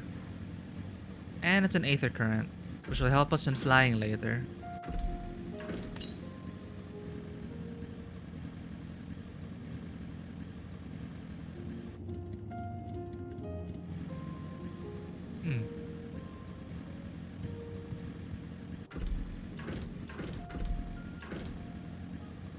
It's blocking the way though.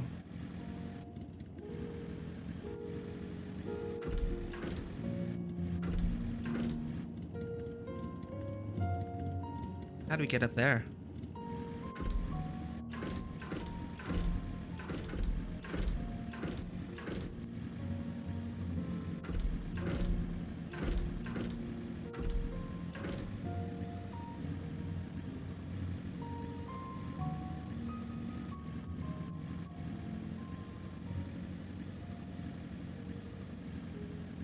Azure-haired boy.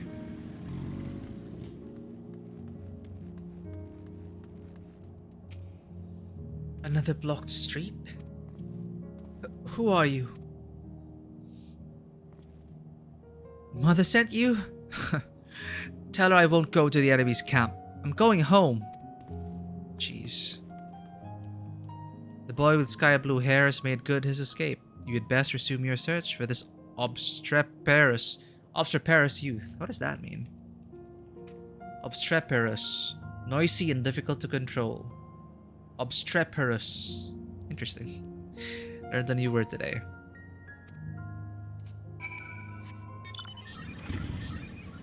Got a motorbike. Could probably find him. The motorbike fits Garlean mold, actually.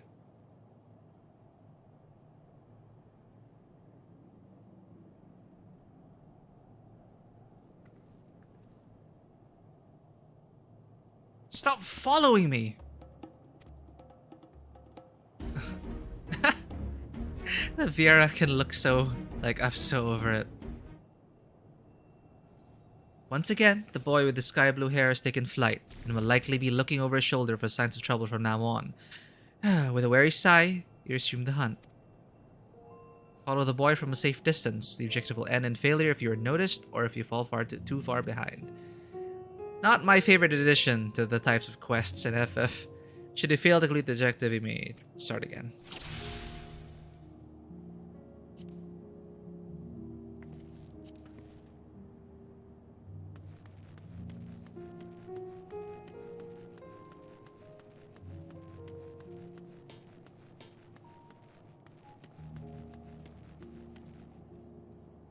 Perhaps I lost her.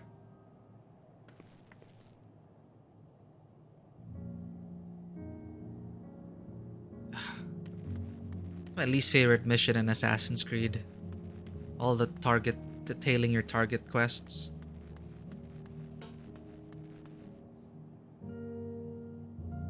This way's blocked too? Gasp. You can't see me. I'm going home no matter what.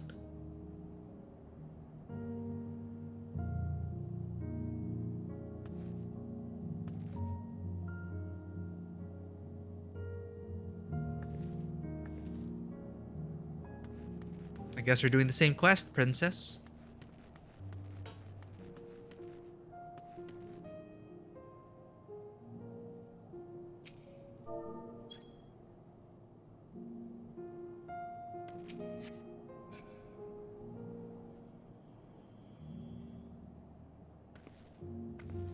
Hey Shadow, just doing this new edition of Quest, just trailing him.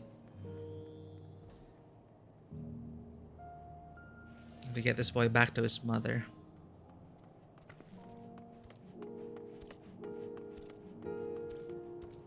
Must have been the wind. Now what?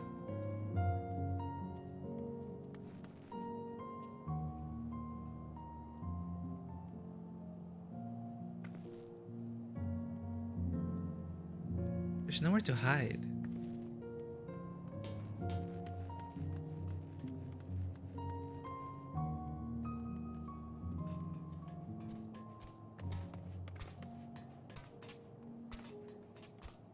Oh.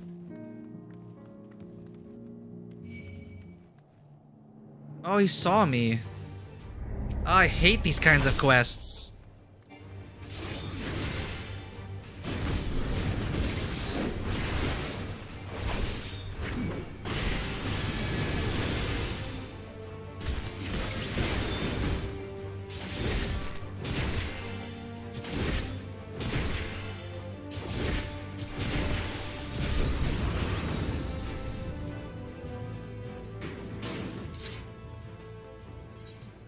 And we have to start again.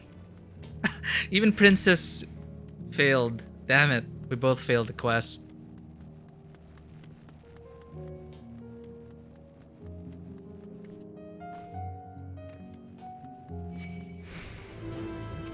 Ah.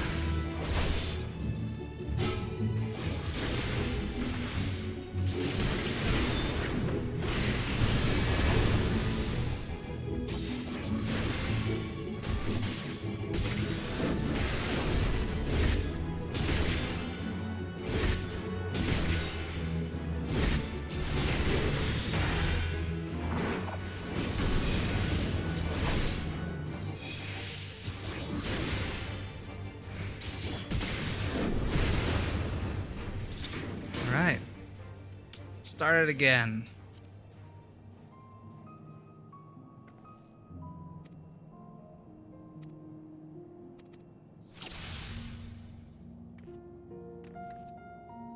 I'm up to no good?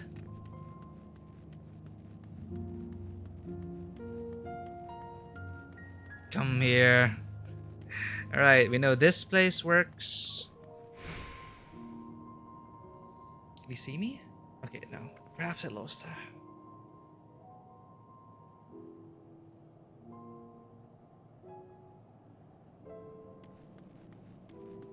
Where was the next stop? Right here.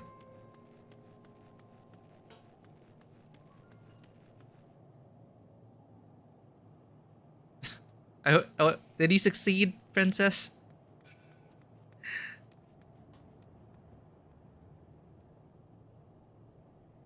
I wonder if they failed too.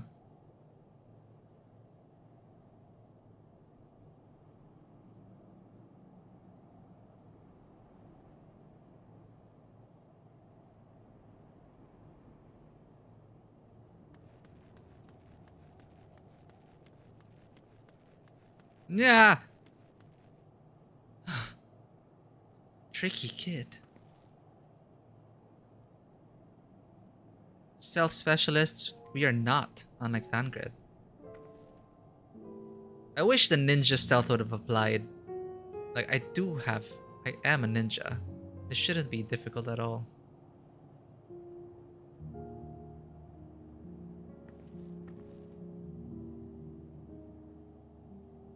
That thing is going to attack me if I hide here.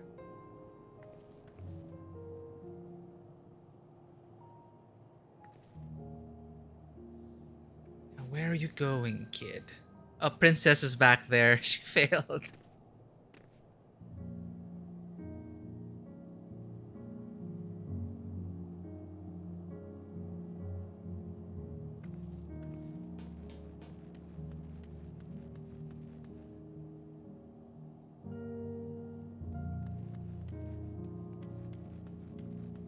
Aha!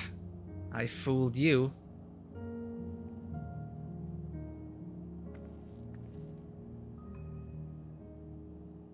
Oh, you're going back. Okay. I see, that's a trick here.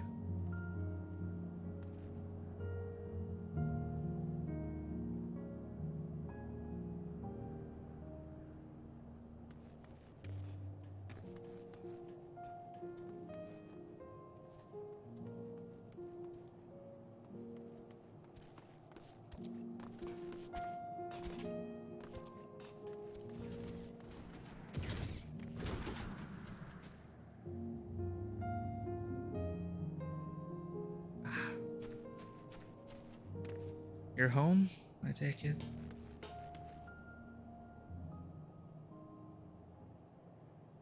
No, our home. It is here. Right here. You again. Leave me alone. I'm staying here to build a new house. Bigger and better than the old one. And there he goes.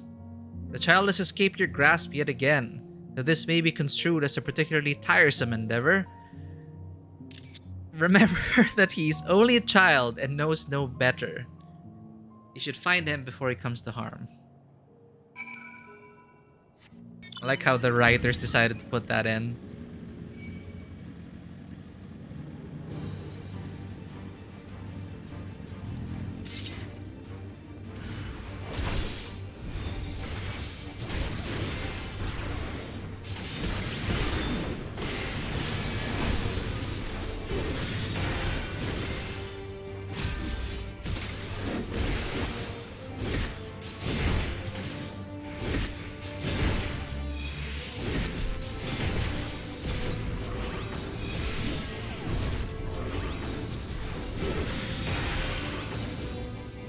Come on, searching satellite. There's no chance.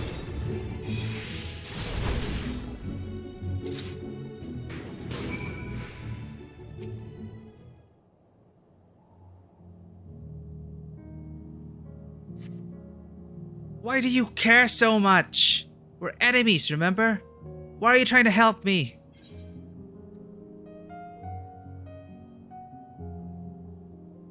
You detail than offering it.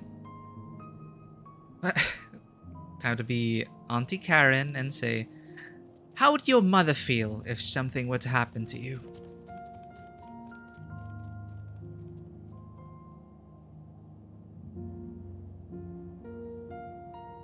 I don't care what you say. We don't need your help. But Mother's worried. I should go back to the station. Wow, okay, wait. Well, at least you don't have to escort him back. I'm sure he'll make it back in time.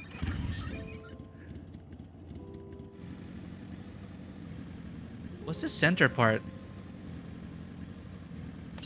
And is there an aether current somewhere? Southwest. South. South. I see an aether current in there.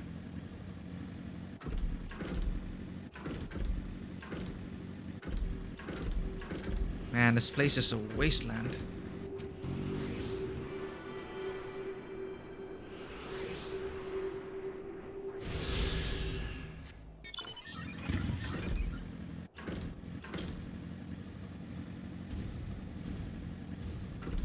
Difficult to navigate. Ah, I guess we have to find a way to get up there at some point. Is there a way up? Through here, maybe? Ah, yes. This is, in fact, the highway. Palatium Novum. And an aether current. Awesome. I feel like I'm Final Fantasy VII now, with Cloud's bike.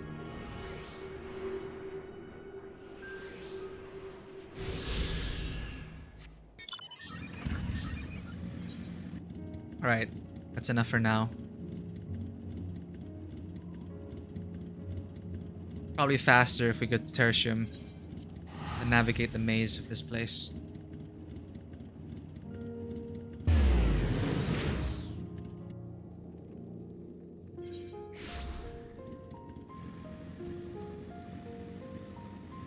Worldly Imperial. Oh, small talk. Like any son of Garlemald, I mourn the loss of the late Emperor, but I won't go sacrificing myself at his memory. Call me artless, but I plan to live what life I have left to the fullest. Fortunately for me, I happen to know a thing or two about Magitech. That knowledge was drilled into me for the purposes of war, but I'll happily use it to survive. Do we have any newcomers here? Oh, yeah, Temple Knight.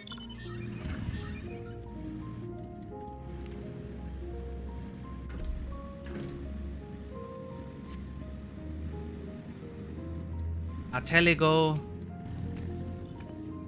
We've orders to assist the refugees, but we receive little more from them than icy glares. That will not deter us, though. They may be our former enemies, but we are here to offer aid, and offer aid we shall. I swear, some outfits super cute.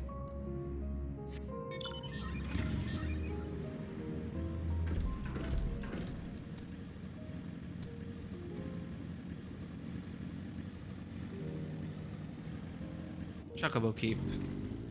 Well met traveler might interview Chocobo Porter. Same thing.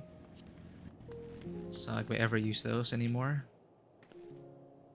I was wondering when I would see you again. I'm happy to report my son has returned. Poor creature. You should have seen him. Tears pouring down his little cheeks, crying his apologies to me. I know that you were the one who found him, though. I know that you were the one who found him, though he didn't mention a word of it to me. I almost couldn't believe my ears when he said he wouldn't mind moving to your camp. He was dead against it only hours ago. What could have happened, I wonder? What? He was attacked? By that horrid Magitech, you say? Goodness, that must have been quite a shock for my little man. Thank you for coming to his rescue. There is a salutary lesson to be gained from all this, though. One that I hope he retains. Do not scorn a proffered hand when one is in need, whether that hand be friend or foes. At any rate, I thank you for finding him. If not much, it's not much, but please, I insist.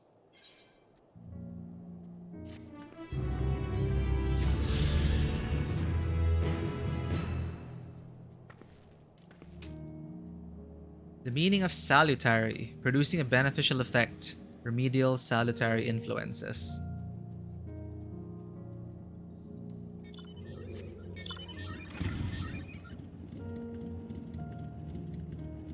Alright, back to the main quest.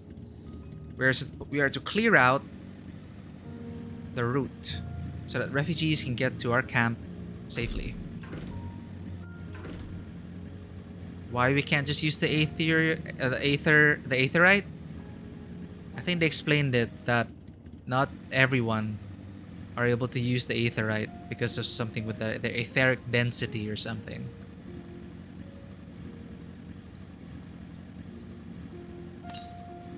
Alright, I'll just use the bathroom really quick.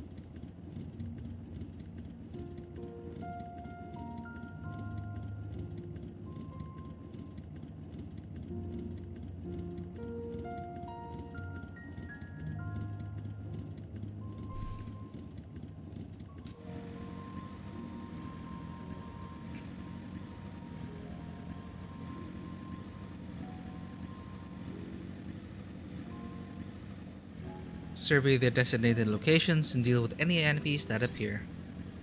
With the immediate crisis averted, Lucia seeks to gain a clear understanding of the present situation.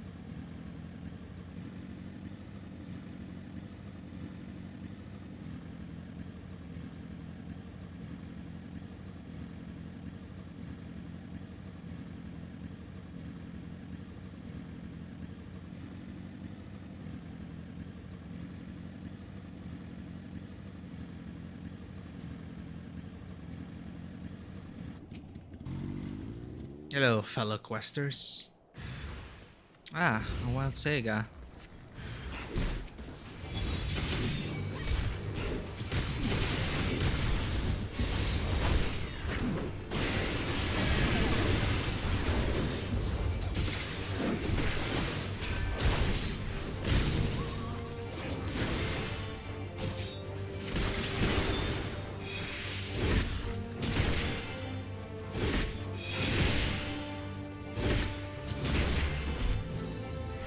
Are we supposed to use the Conqueror's Chain on these people? I don't think so.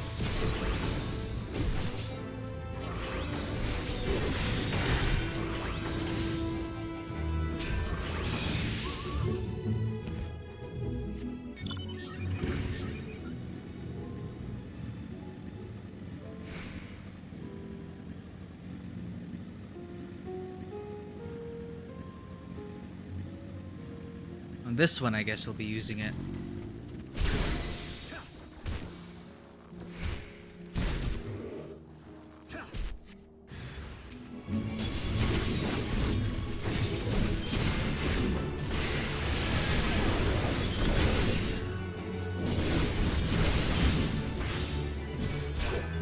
Ah, I'm slowed.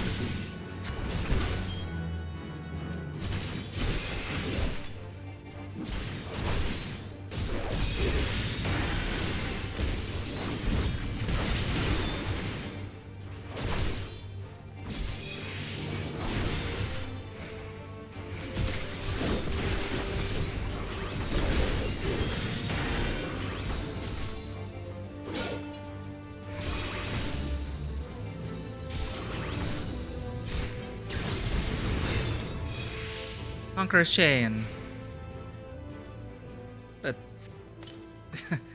the name of it. Okay.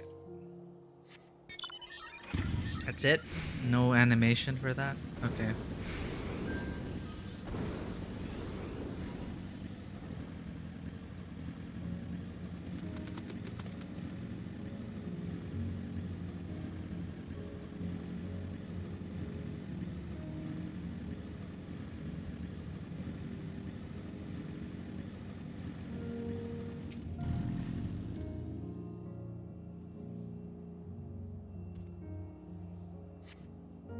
You see no threats in the path ahead.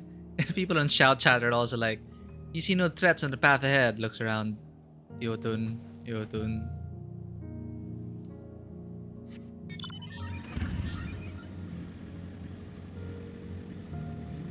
Well, I guess there literally isn't anything on the path, but come on. That. And that.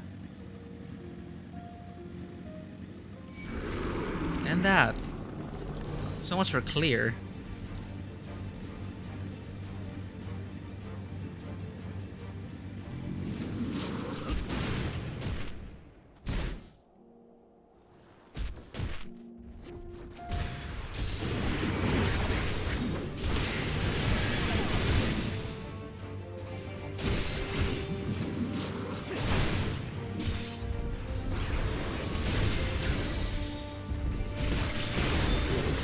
Not that I was expecting any help in return.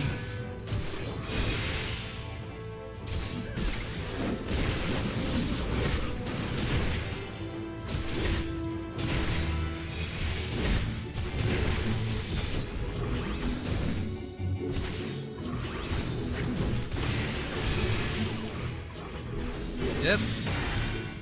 Conqueror's Chain.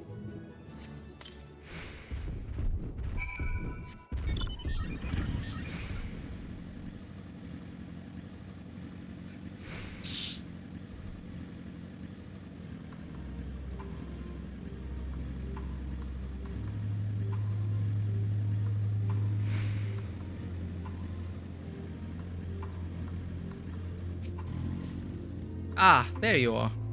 As expected, I ran into a few beasts who went down without much of a fight. The temper proved somewhat troublesome, but those chains should keep them under control until our allies take them into custody. With that taken care of, I'm to gather a few supplies and then return to the station. While I see to that, would you mind apprising Lucia of our progress? As it happens, I have some rather pertinent information from our recent scouting forays, but I'll save that for later. First things first and all that.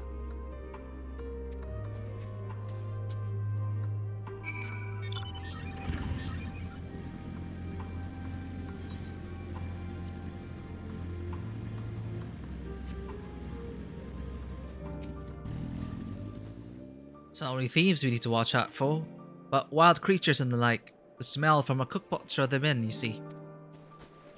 Oh, another chocobo keep.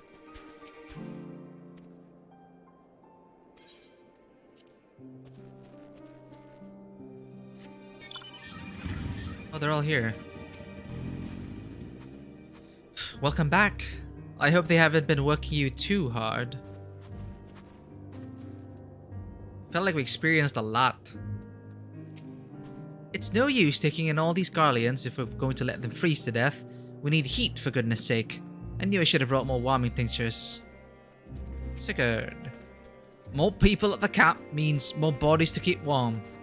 The smiths have been scrambling to get enough heat in for everyone. And we've got people searching for firewood in case it comes to that. Have you made any progress, Thavnair? We should have the heaters ready before long. With the problem of this dreadful cold addressed, I imagine demeanors may change for the better. I plan to make heaters enough for not only the camp, but for those who have chosen to remain in the station as well.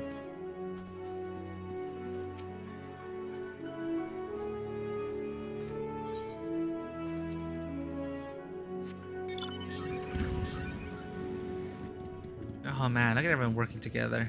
It's so awesome.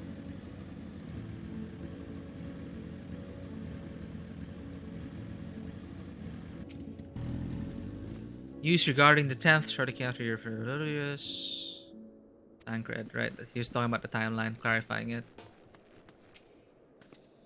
Ah, Karen, I was informed of Quintus's suicide. It must have come as a great shock to his men. What of the refugees? I'm told some were receptive to our proposal, but I would hear your first-hand account. That so many did not hesitate to accept proves how desperate their situation has become. We'll do our best to make them feel welcome. The troops who participated in the ambush are no exception. They will be afforded the same treatment as any other refugees, perfidy notwithstanding. After all, even if I wanted to make an example of them, there's no one left to learn from it.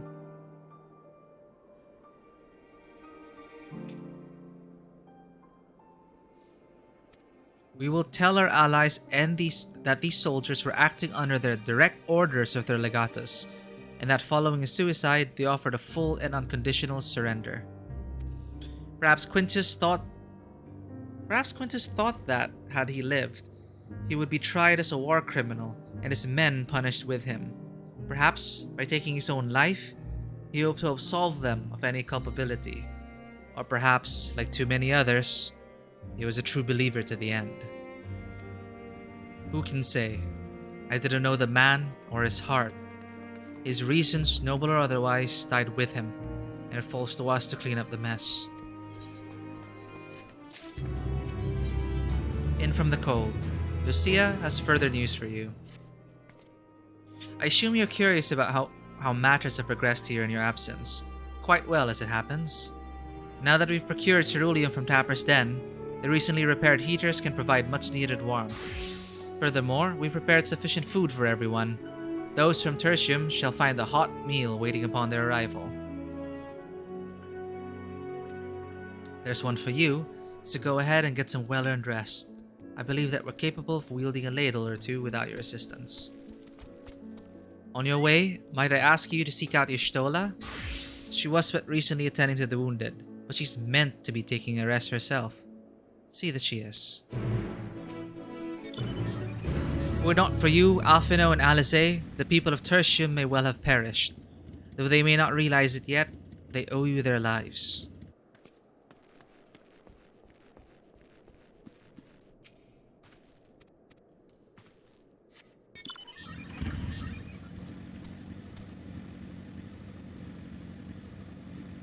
I'm just gonna pick up these Aetherite quests. Oh, someone's fishing over there. Best delivered cold. The commissary officer has her hands full and is in need of an extra pair. Well now. Well, now here's a sight that warms the heart. I never thought I'd have the honor to meet a hero of your pedigree, let alone beg for your aid.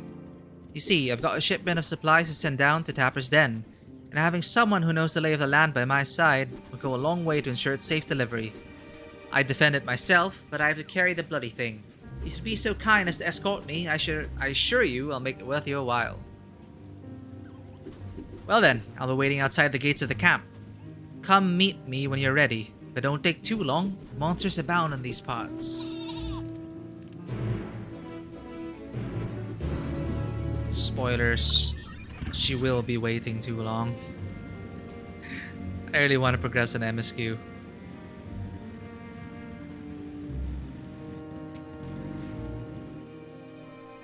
I suppose you must be the friend Rimelnod wanted to fetch.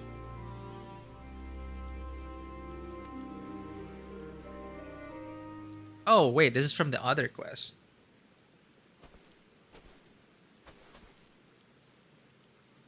Yeah, my thanks for getting him to agree to my proposal. Do not misunderstand. I have yet to agree to any such thing. I merely wanted someone else present during our talk. Very well, though I do believe my proffered deal would be a boon to us and the Ilsapart contingent alike. I used to work on Juturna Platform G, you see, so I know more than most about the facility and its operation.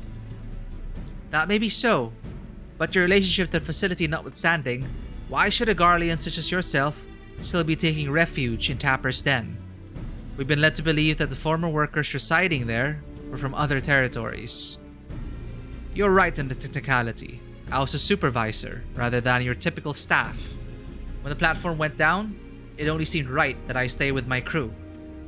I always thought we were close, but living alongside them in Tapper's Den has made me realize that I took them and their skills for granted, and that's to say nothing of the blind eye I turned to their struggles.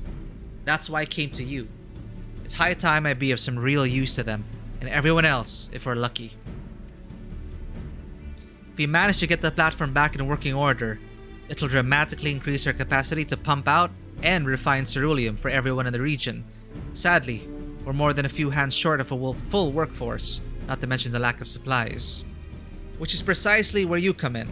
Help us get these things up and running again, and you will have your share of the ceruleum coming out of the rig. You couldn't come up with a more mutually beneficial agreement if you tried. So he says, what do you think?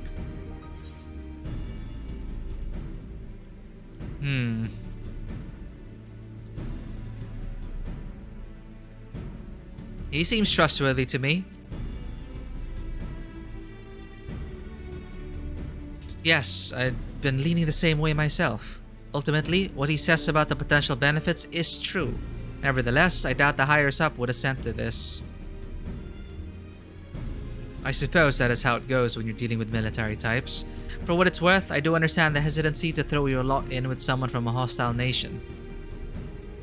Thus, part 2 of my proposal. I shall do you a service to prove myself worthy of the contingent's trust.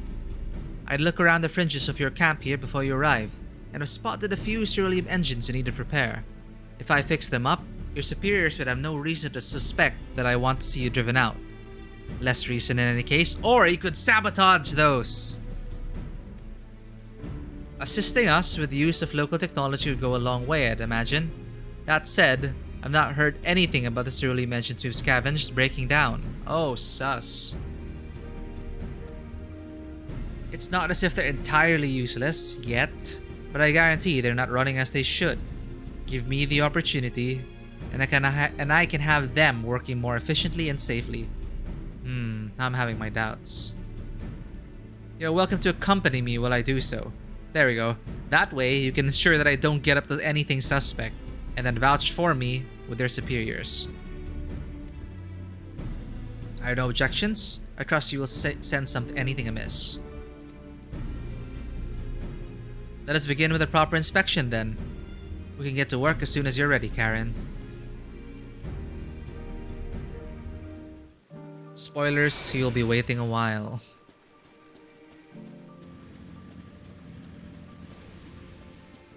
Let's just pick up this quest too. Stranded at the station. Gala scans her surroundings, but for what? Or whom? I've seen you before. Intermission, yes? I was part of the first group transferred here. But there's someone I'm trying to find. A small boy, red hair. Have you seen him? He's probably still refusing to budge. My apologies. Allow me to introduce myself. I'm Gala, 1st Legion. I've been doing what I can for the refugees, though I suppose I'm one myself. You see, I've always tried to help those in need. Some call me a busybody, in fact. Before joining the military, I was a member of the Vigiles Urbani, or Vigiles Urbani? And it was our duty to keep the citizenry safe. Old habits die hard. Old habits die hard, though, which is why I'm determined to look after that lad.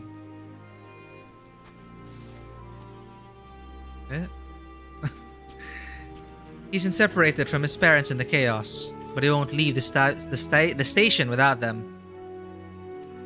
Thing is, that's no place for a child his age to be fending for himself. You've seen the conditions there. He needs food and warmth, which you and yours have been kind enough to offer. I should go back to the station to try persuading him to join your camp. Could I trouble you to accompany me? It'll do him good to see you're not the monsters he probably thinks you are. So many escort quests.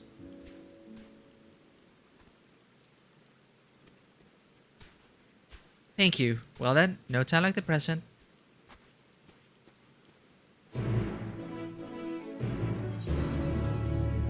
They will be waiting a while, or at least until I'm off stream.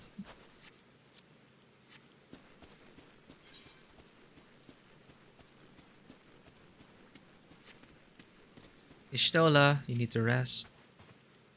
Yes, I've been taking proper breaks and imbibing sufficient water. But what of the warrior of light?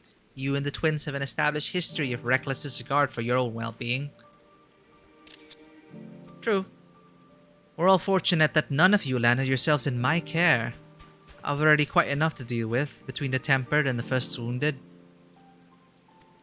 Alas, though I can mend their bodies, the toll their experiences have taken on their hearts and minds is another matter altogether. For their sakes, we mustn't waver. But nor must we rush ahead in eagerness to see the day won, and in so doing invite disaster. Upon settling down for supper, several cutscenes will play in sequence. It is recommended that you set aside sufficient time to view the scenes in their entirety. Yeah!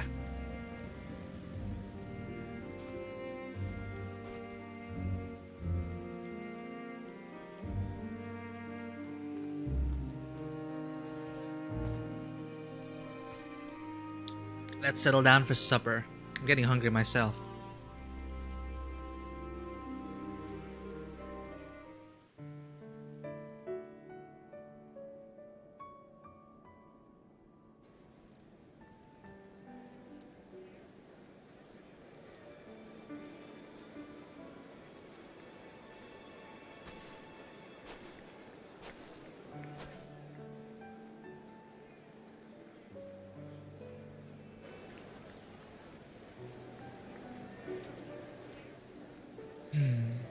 Aha! Bard.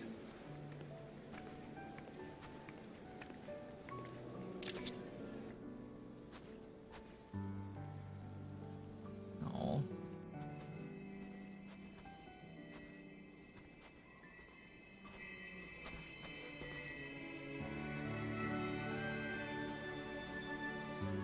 Merry Christmas, everyone.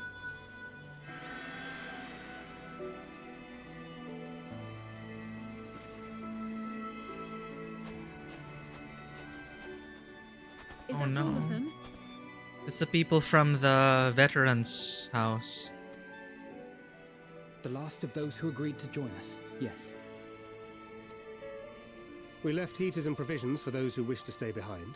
They won't last forever, but hopefully they'll last long enough. For now, I think everyone's earned a rest. We'll see to those in need of medical attention, so take the others with you and get yourselves some hot soup.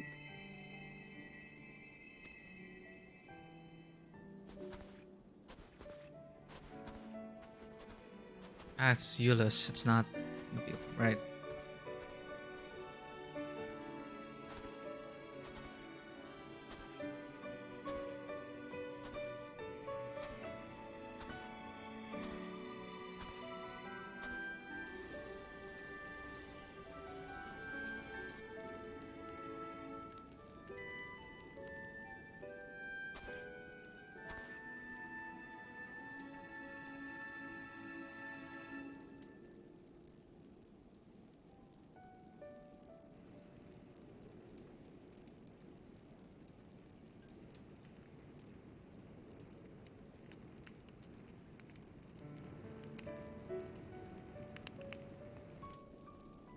Warmth.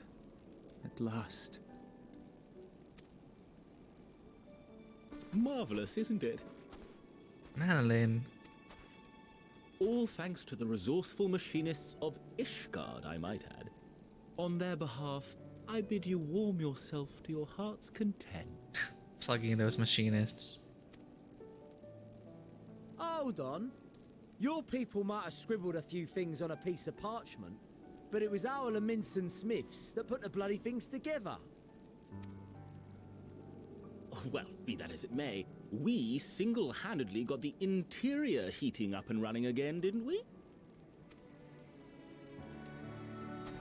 The hells you did! We were there every step of the way. We? You barely raised a finger to help, you ale-sodden reprobate. Oh, they're best friends now. I did a damn sight more than you, you lily-livered bilge rat. Take that back. Make me. I will not stoop to your level. Here.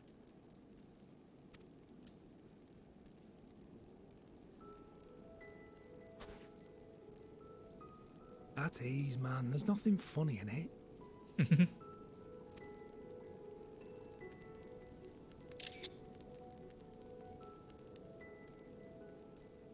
I'm from Alamigo, but was a conscript until recently. Used to eat this with the officers. Apparently, it's adapted from a steppe recipe. This is my first time trying it, and I have to say, it's not half bad.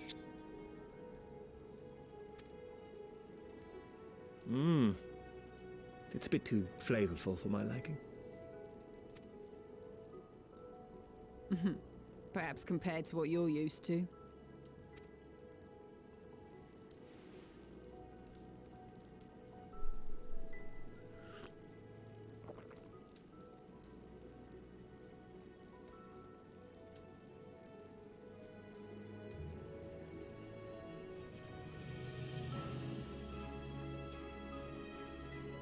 It's the little things that make life worth living, don't you think?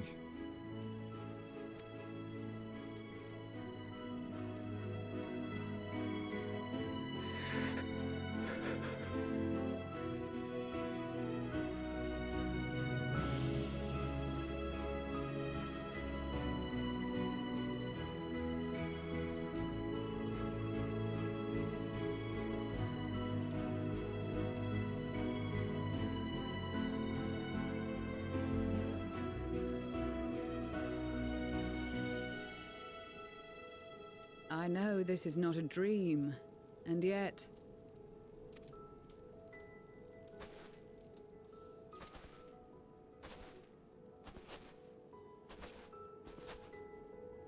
I felt the same way at the Dragon Song War's end. Every morning I would step outside and need to be reminded that it wasn't my imagination, that my world had been forever changed. Been through so much. And just as I had grown accustomed to the idea, again you change my world in ways I never thought possible.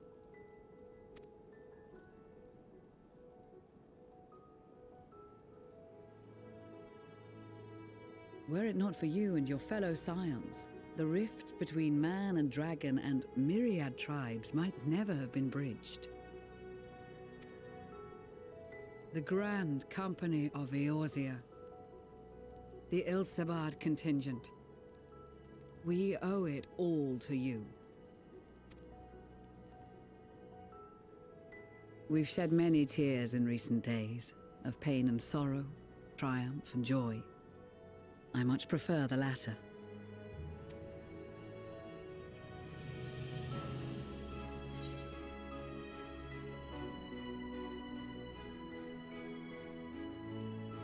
As do I.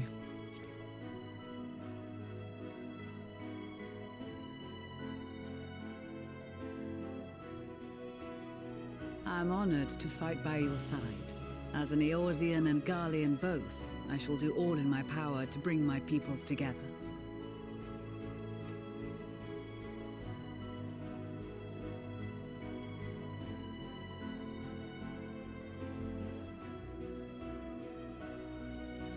It is a remarkable achievement.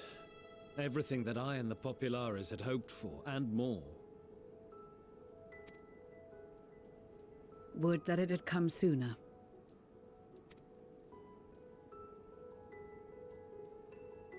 Indeed. Too many are not here to see it. And yet, there is a warmth in my breast. As if they still share in this moment. Now I know why my FC mate was saying he wishes he could just screenshot the whole script. Yes, I know what you mean.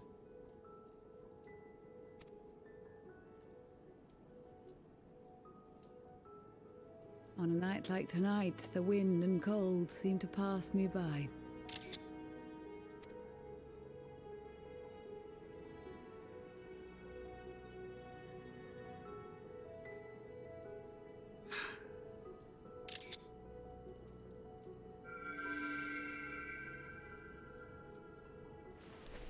Do we do it right, Tideblend? Now what's blue?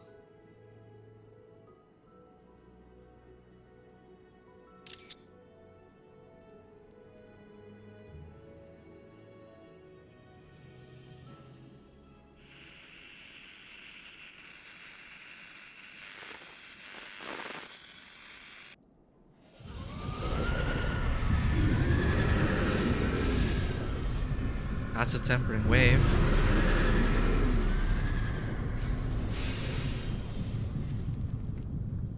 Oh, make sure you're wearing your damn amulets, your talismans.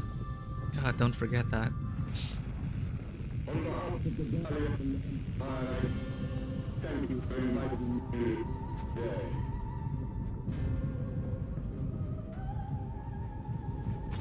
Oh no. Emperor Varus? He wasn't near the radio.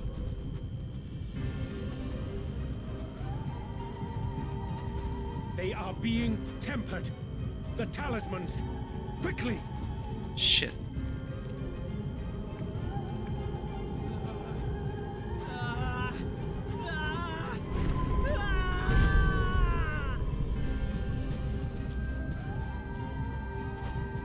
Save me, brave hero! Ah, screw you. My lord has requested your presence, and I would hate to disappoint him.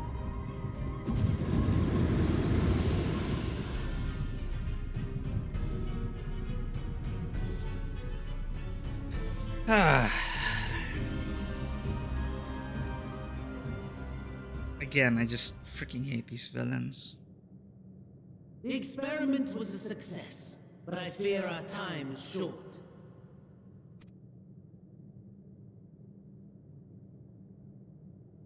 I shall begin the preparations.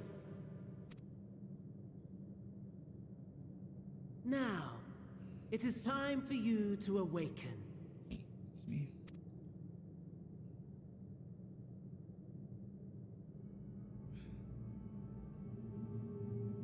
Oh god.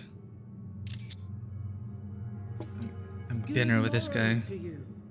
Here, have a taste before it gets cold. so, but be sure to remove your helmet.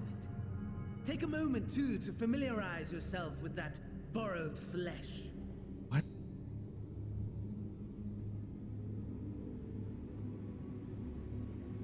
What?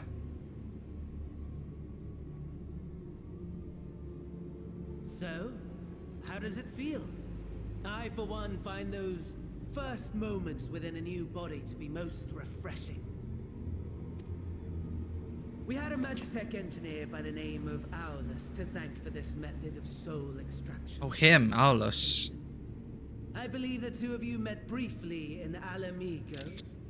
So that guy was relevant. His was a rather sticky end, wasn't it? Thankfully, he was thoughtful enough to leave behind his mind-jack technology.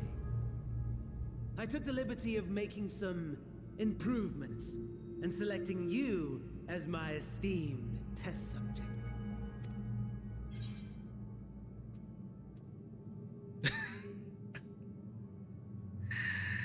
Actually, when I did that trial recently and I realized, oh, the soul extraction thing, when I was running it with some friends, I was thinking, wow, this is like crazy technology. They can just extract the souls and what? And now it's in play. It is in play and it's been used against me again. But this is such a pain in the arse. You are, Asahi, Pandaniel, and you too, To Xenos. us Ascians, it is no different from trying on new clothes. Why not make the most of it by partaking in this fine cuisine? I must say, I have gone to great lengths to reunite you with my lord. Feels dirty. When I discovered that his friend was in this neck of the woods, I suggested inviting you over for dinner.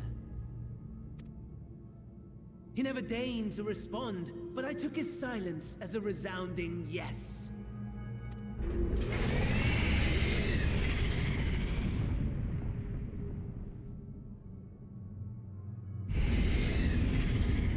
The hell are you keeping in there?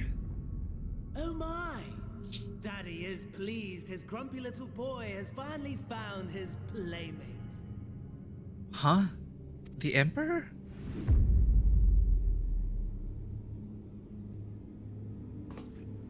Ah, exposition is in order. The Garlean Empire has long outlawed all forms of religion. No gods to worship, no risk of summoning. Brilliantly simple. But people being people must turn to something or someone in their hour of need. Who then? The Emperor. Why, His Radiance the Emperor, of course. So that's why they heard the Emperor As you talking have to them. observed firsthand, Garlemald has seen better days. The legendary Solus Galvus, dead. Provinces near and far in open rebellion. Our bold new emperor assassinated. And that last one even sparked a civil war. What rotten luck.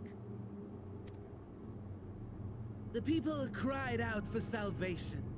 Their earnest pleas, one might even call them prayers, a supplication united for the Empire to reclaim her former glory.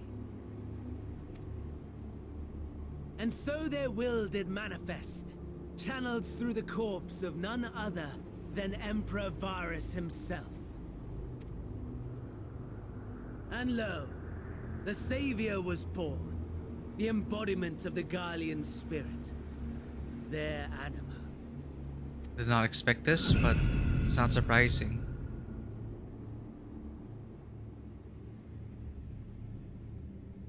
It calls to its subjects, compelling them to take up arms and fight. And just as the wealth and power gravitate towards the Empire's capital, so too does ether from every corner of the globe. This is the beast they were feeding. The towers with which you and your allies have been so preoccupied were created as an extension of anima itself. An ingenious design.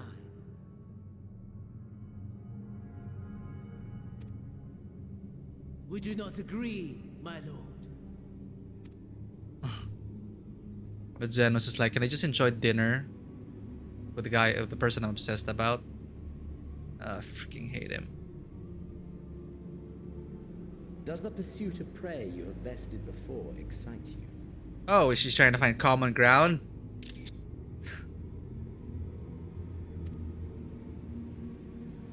Of course not. Absent the challenge, the thrill, your prize is a hollow victory. Butchery. Well, yeah, and it's a big pleasure that Asahi just delivered me, so Xenos isn't gonna. He didn't hunt me down. This doesn't count. He's probably just annoyed.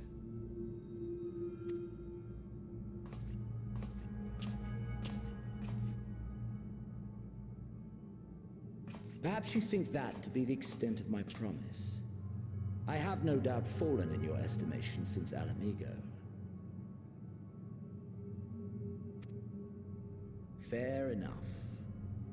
But do not let your disdain deprive us, of an opportunity to craft an even more majestic moment of euphoria. I have been honing my craft as I set the stage for our reunion.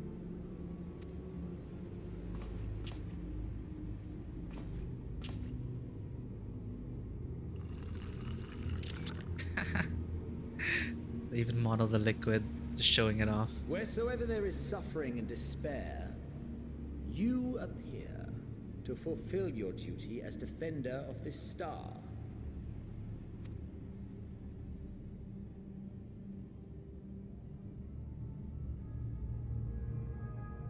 The chaos and destruction that my hordes have wrought are my gifts to you alone.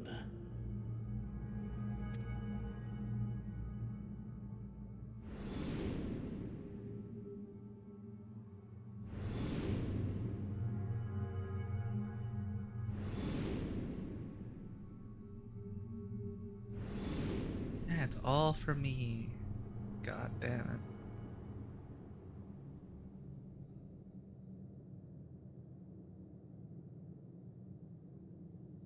At a loss for words?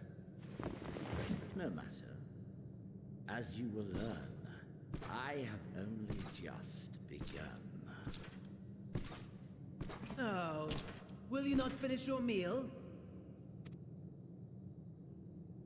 There is only one thing that can sate my hunger, and it would seem my friend has lost her appetite. I hoped this display of civility might prove an entertaining diversion, but clearly we are above such pretensions.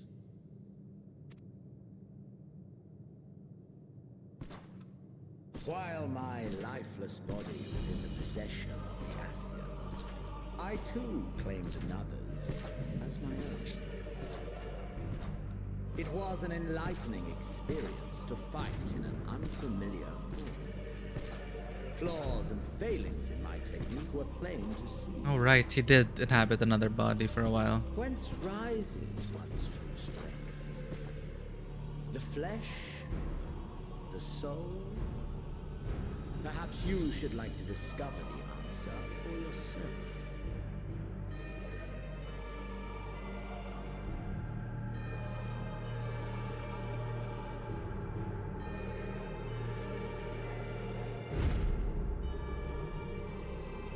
Uh-oh.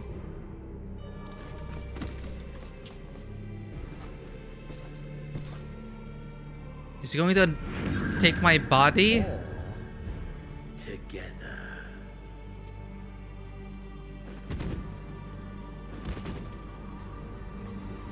Oh, now that's just dirty. I feel so violated.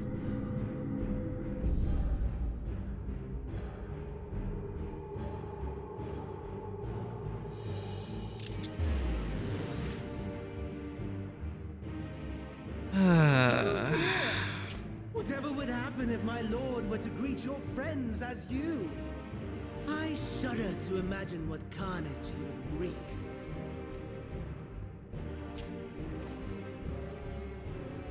We'd better hurry if we want to avert the bloodbath. You can thank me later for my generosity.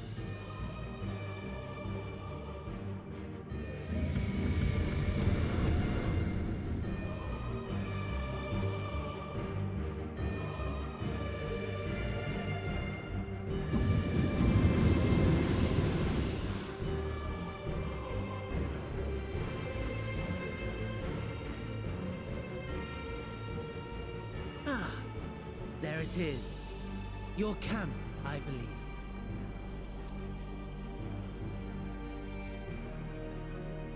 If I were to hazard a guess, I would say that you, the other you, is making her way there as we speak.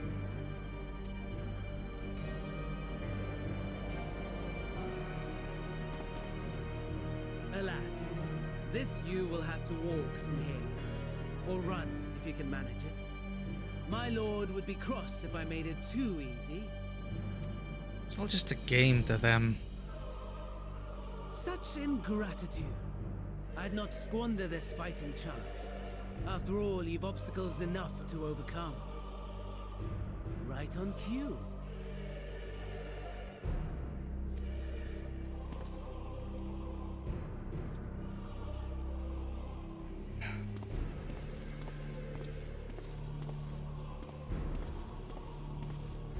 Tempered soldiers, with standing orders to kill those not sworn to anima. Under normal circumstances, you would make short work of them. But on this occasion, the odds are not so heavily stacked in your favor.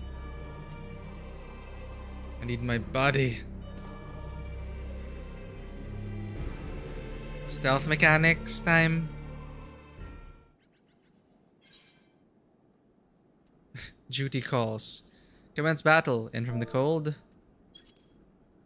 Wow.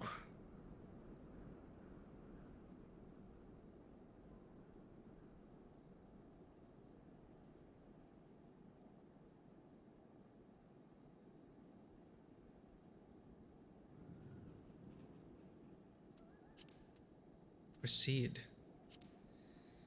Oh. What interesting developments.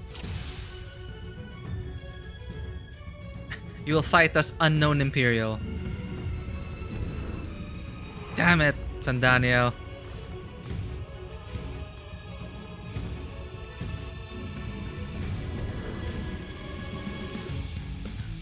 Time to familiarize yourself with that new body. Might as well just a little fight to the death.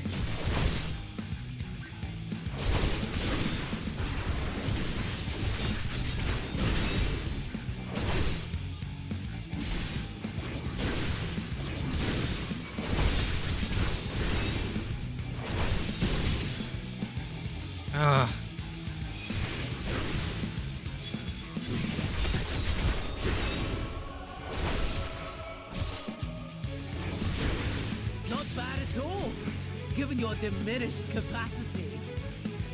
Nevertheless, 'twould perhaps be prudent to keep to the shadows, scurrying about like a rodent.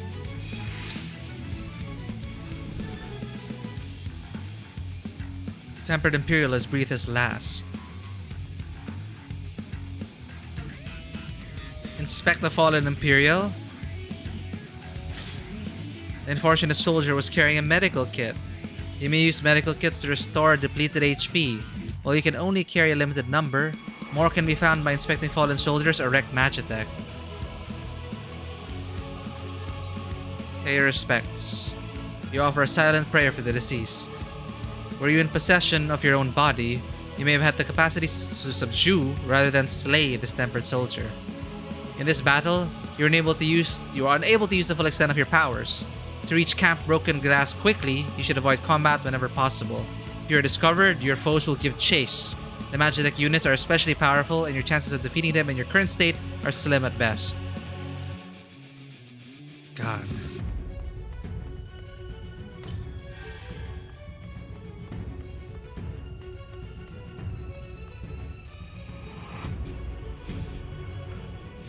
Magitek Reaper's fighting days are over.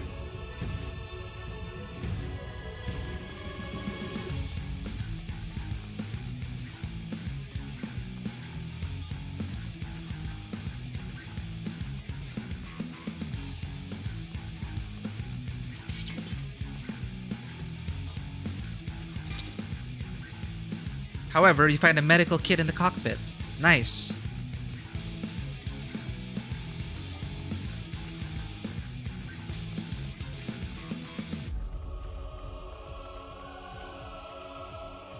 Upon a young Imperial lies dead. Upon closer inspection, you discover a medical kit.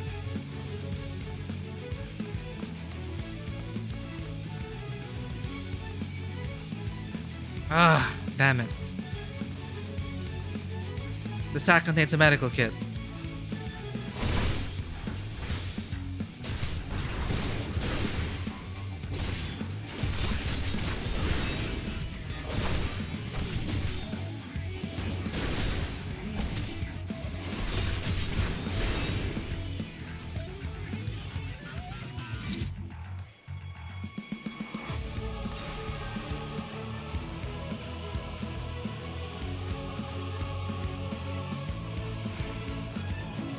Where am I even going?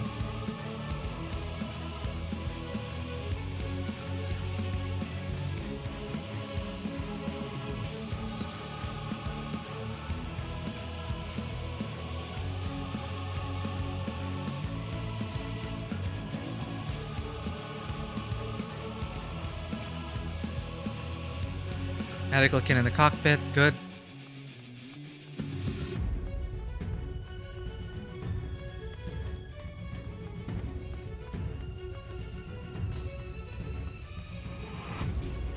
This Magitek Reaper's leg has been damaged, but the weaponry should still function.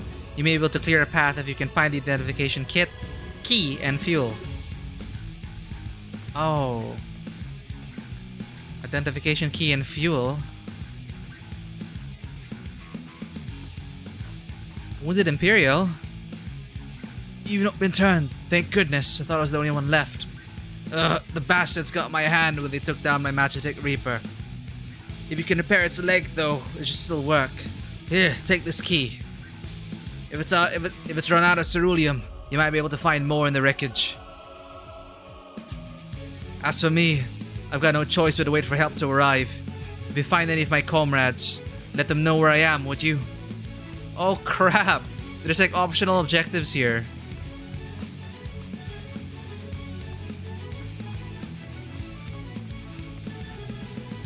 Search wrecked Magitek Reapers for fuel.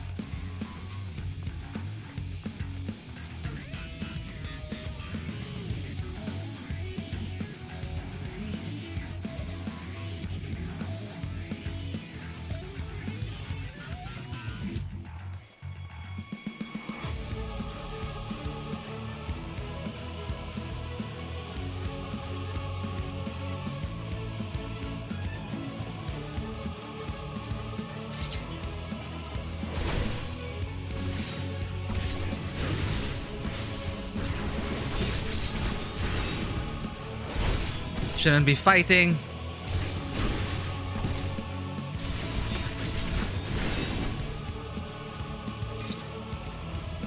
The poor soul appears to have been slayed by the Tempered. Upon closer inspection, you discover a medical kit.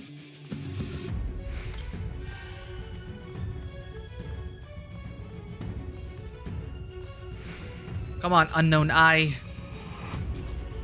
Fuel?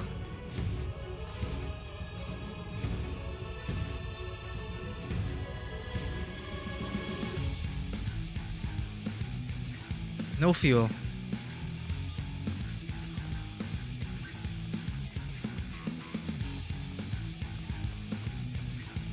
Damn it, and where are the other Imperials? And only 18 minutes? Time pressure. What an interesting duty, though. You imbibe the Salutaris and begins to soothe your wounds. The sack contains a vial of Salutaris. Regenerating HP over time.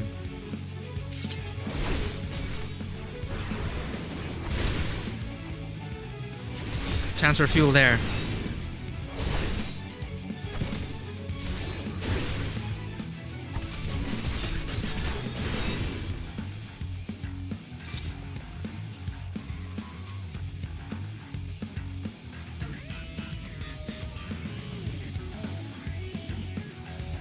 Fuel concealing wreckage.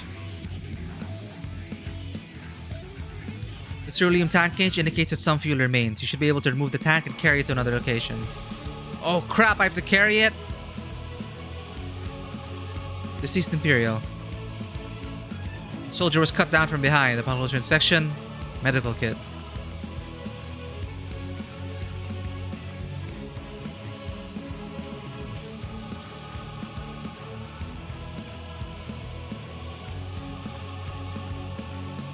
This way, right? Shit.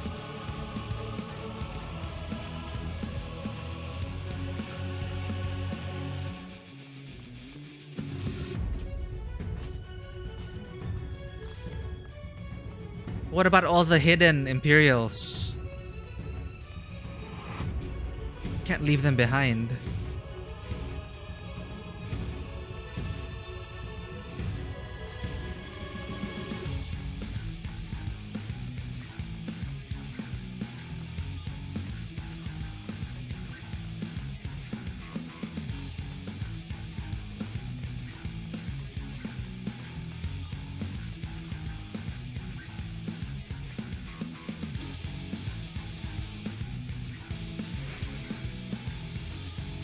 Kill you bastards. Fires diffractive cannon, designated target. Fires constant burst in forward direction. Fires cannon, designated area.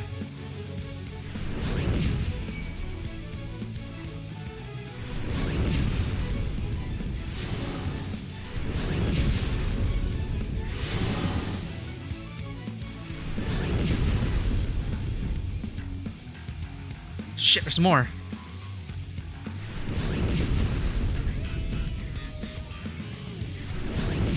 Uh-oh.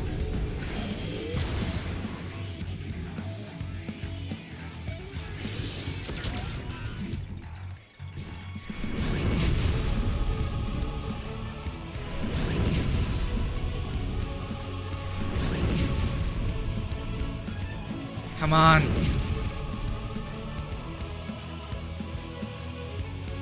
Disembark the Reaper.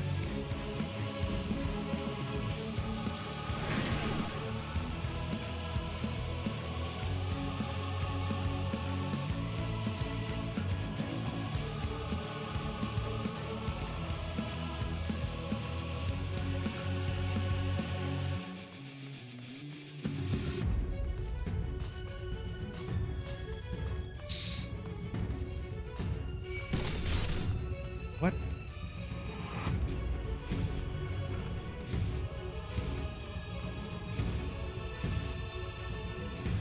Is that... Oh.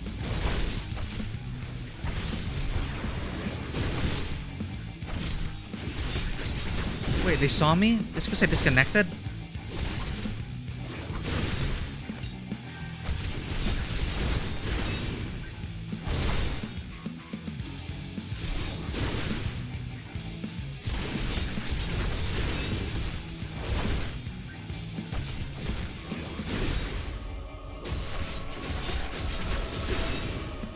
You there! Please help us!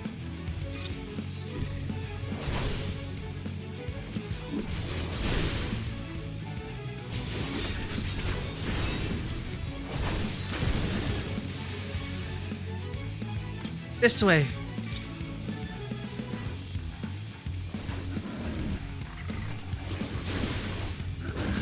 You're one of us, right? We need your help. Right? I am one of you now. We'll make it out of this. Together.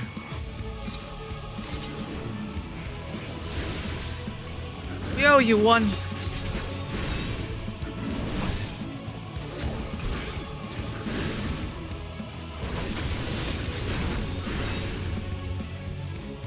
Is everyone alright?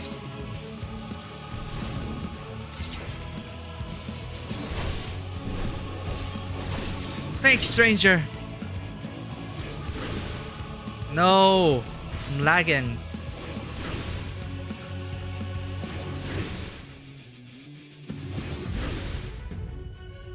Now I'm experiencing server problems.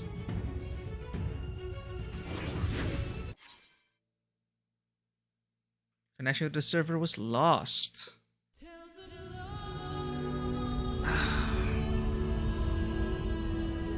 I'm gonna have to do that Judy all over again.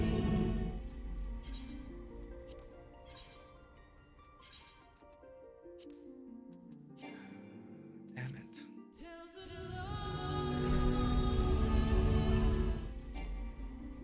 Well, my connection is fine, so those were the dreaded server issues that some people have been experiencing.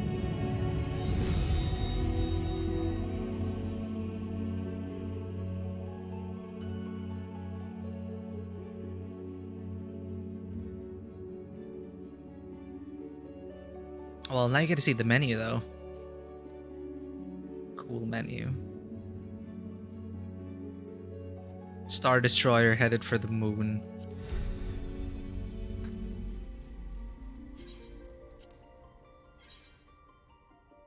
Queue of 25. We use the bathroom really quick.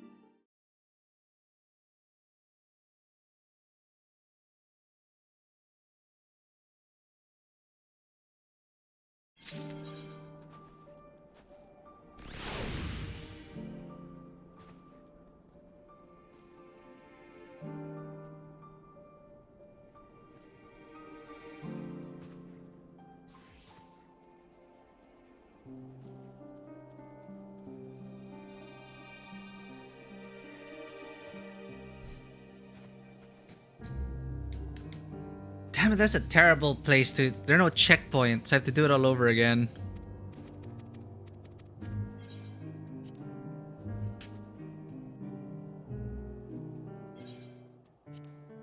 Really amazing cutscene, though, I must say.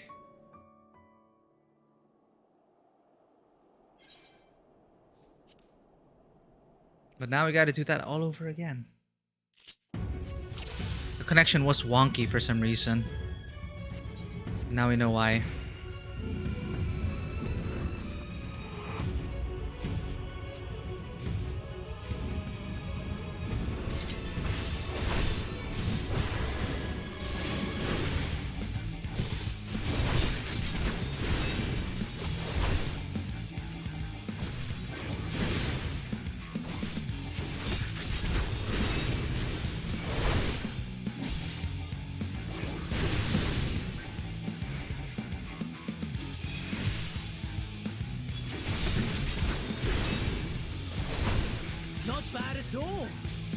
Diminished capacity. Nevertheless, 'twould perhaps be prudent to keep to the shadows, scurrying about like a rodent.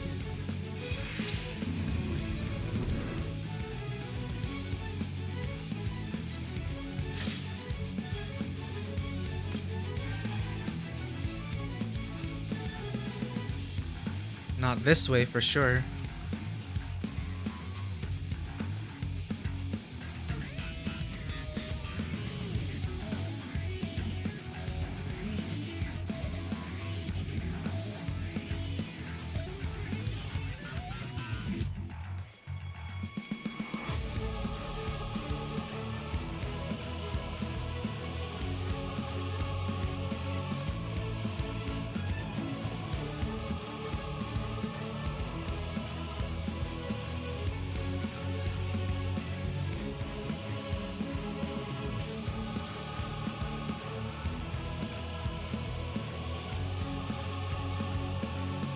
Wherever this once was fought.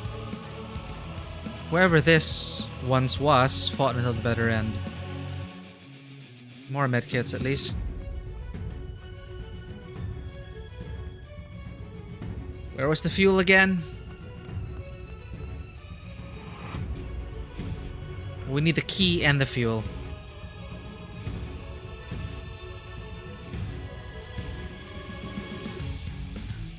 I want to be sure that we trigger the event. We might not be able to pick up the fuel if we don't trigger something.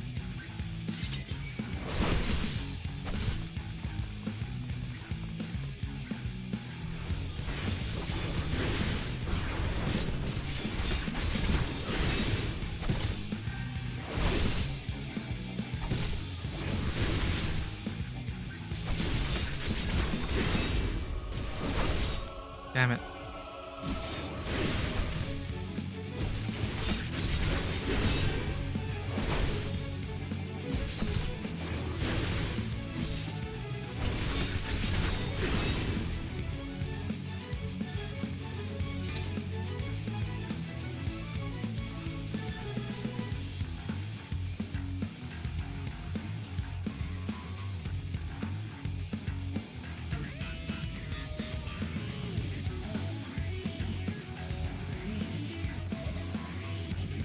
And now the long trek to the fuel.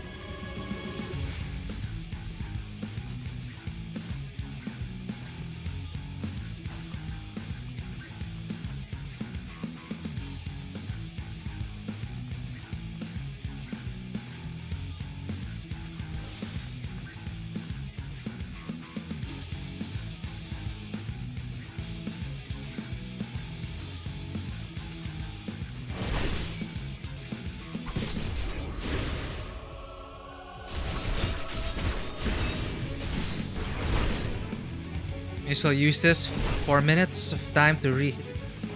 I am disconnecting again.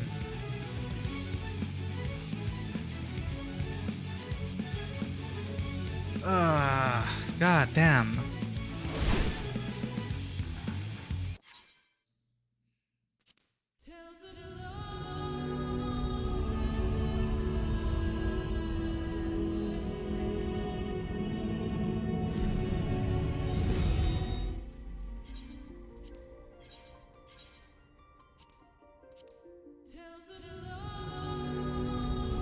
That sucks.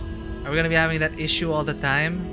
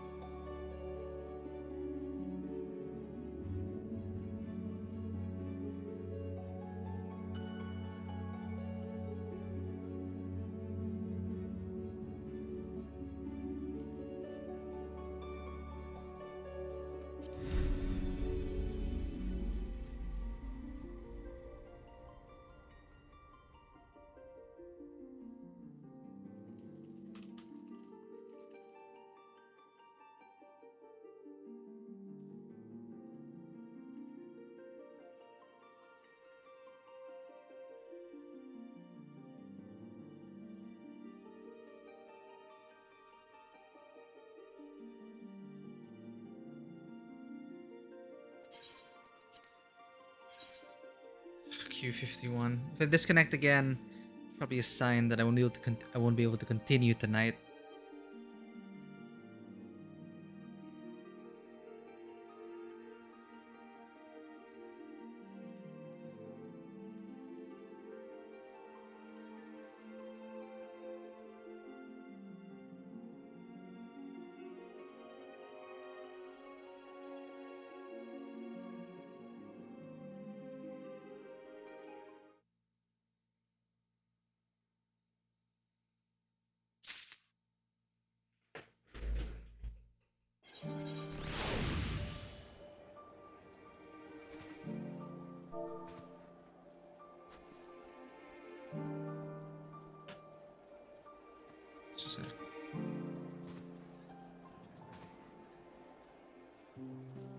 Why can't I type properly as well?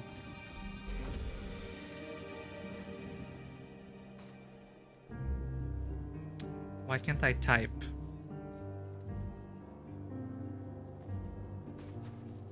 What the heck?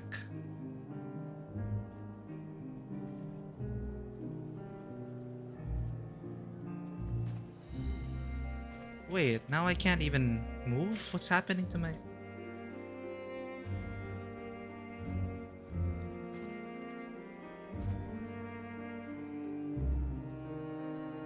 Huh?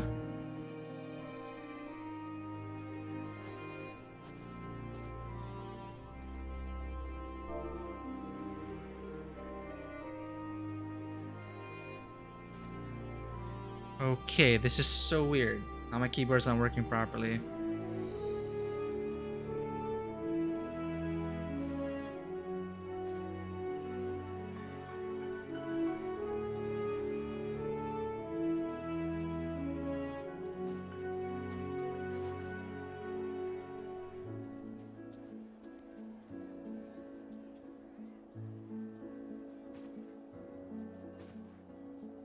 Sorry about that. Some technical issues. Trying to solve it again.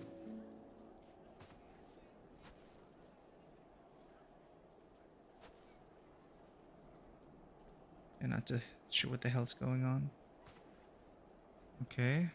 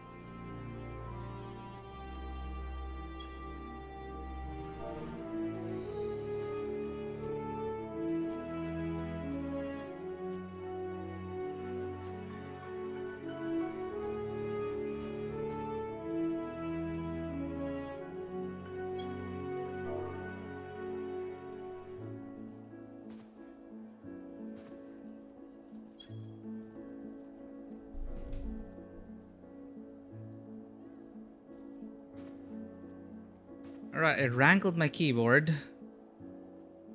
Things are working again. Don't know what went on there.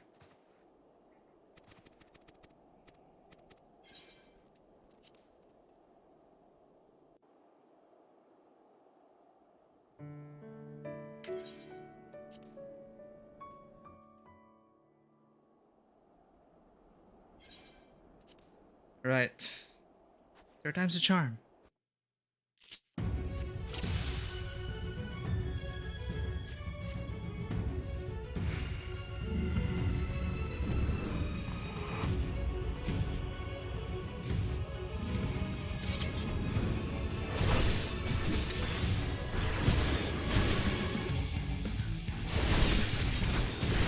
Actually, I just realized that they do put portraits. So you kind of know who's talking. I like that little touch. I didn't realize it. I didn't notice it at first.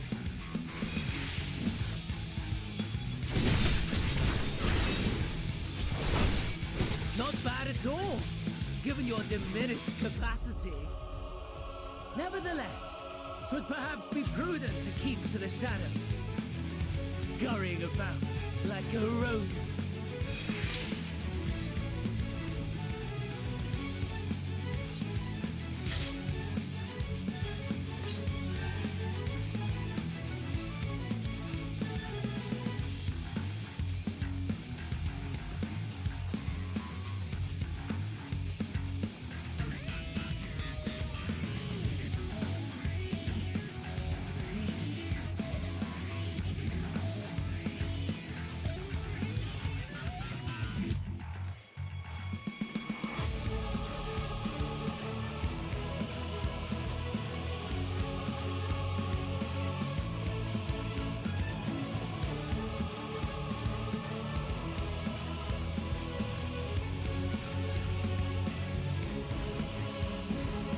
Trigger the event.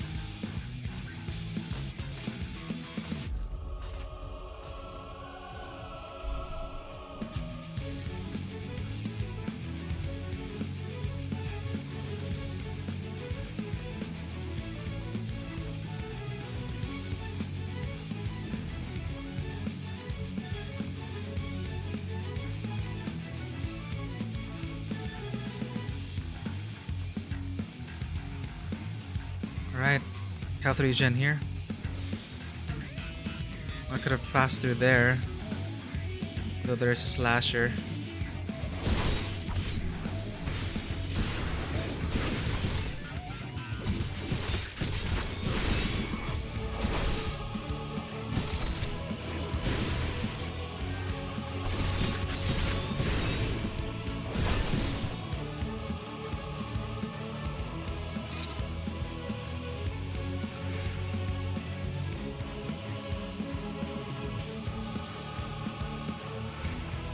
Anyone here?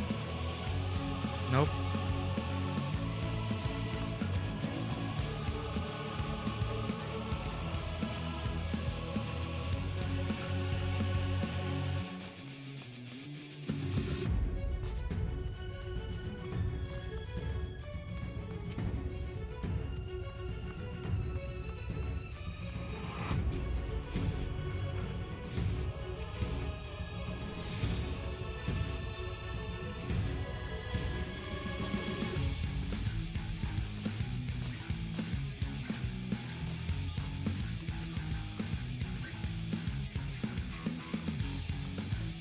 Even safe to be here?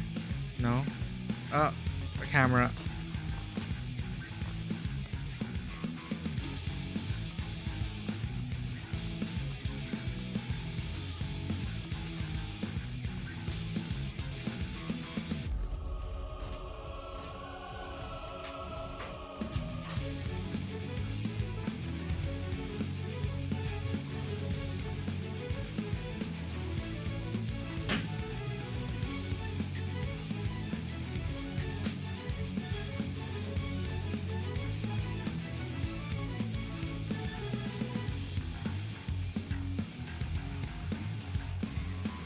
Please don't turn around.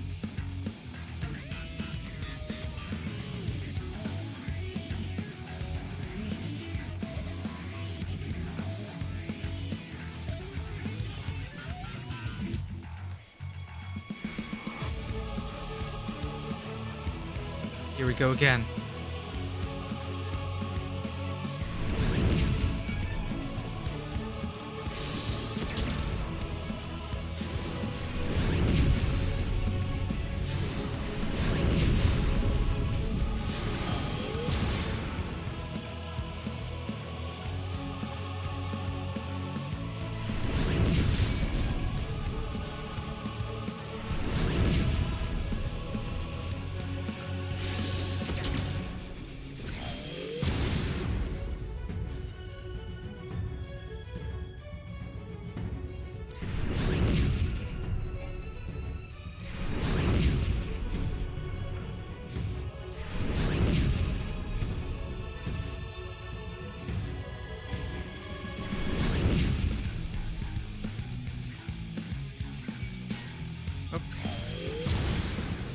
Alright. Don't disconnect, please.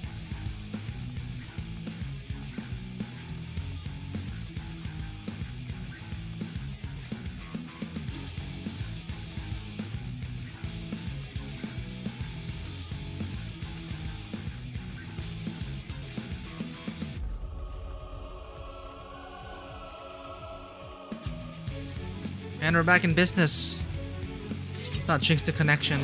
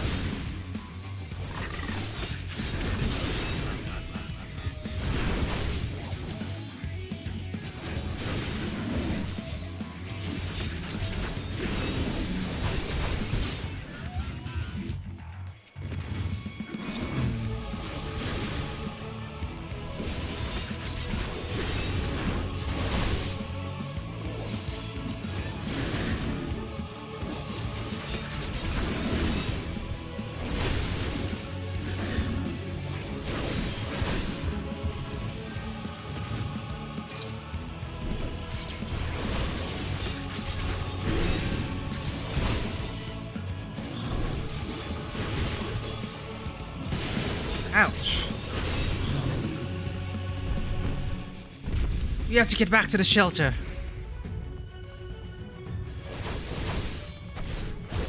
What was that voice? They found us! Get ready!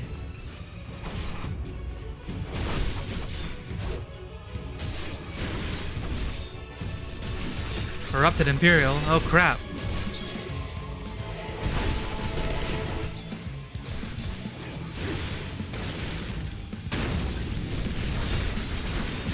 Ow.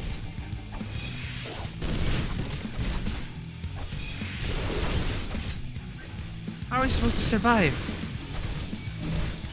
What? Ow! They're not gonna make it. It's gonna explode. Get behind the armor! Behind here!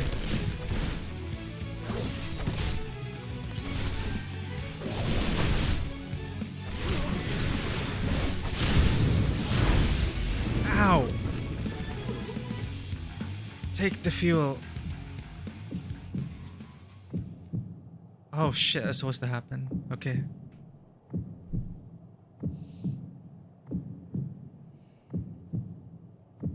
I wonder if they're unable to escape the blast, you begin to lose consciousness.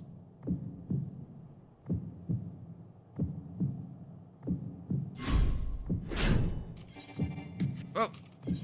Whoa, whoa, whoa, what? Wait, why is it...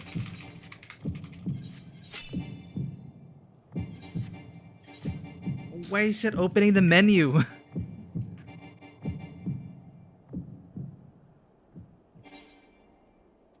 Oh, this is some Call of Duty stuff.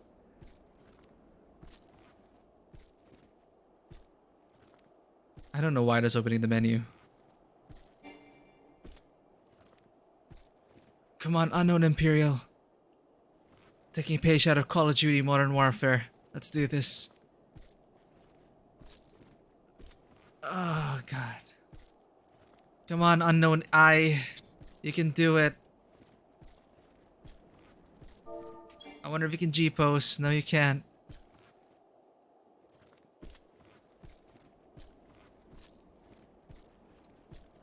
Oh, God.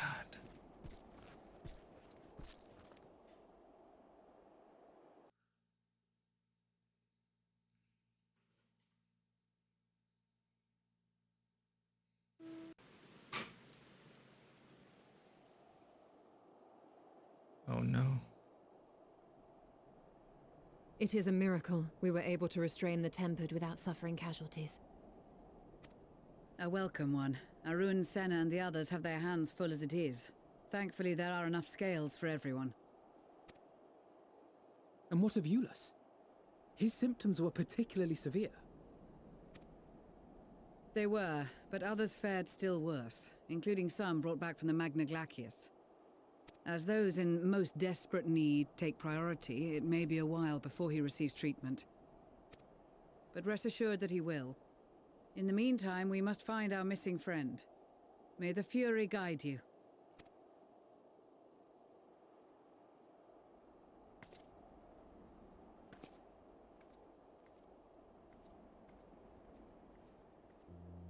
Of all the bloody times for a disappearing act. Right when the first wave struck, we'd be fools to think it a coincidence. But where even to begin the search? No one saw her leave in the chaos, and we've no trail to follow. While I know full well she can handle herself, I worry all the same.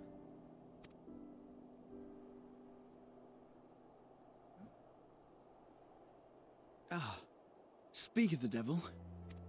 No.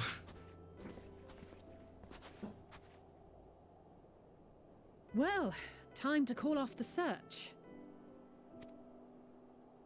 Love how his ear twitched like that. Oh, they're the first to die. Case closed.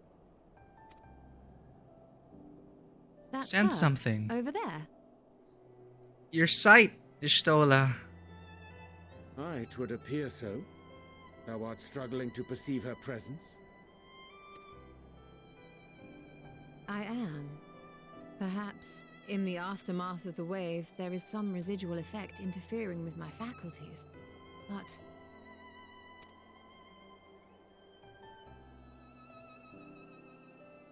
Where have you been? We've been worried sick. Now, all's well that ends well. Are you all right? Get away from me. Are you all right?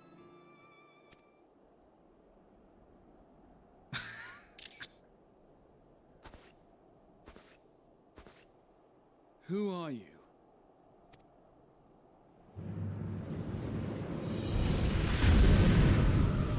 Ah.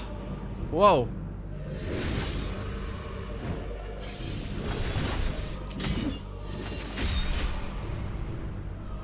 Oh shit. I made it.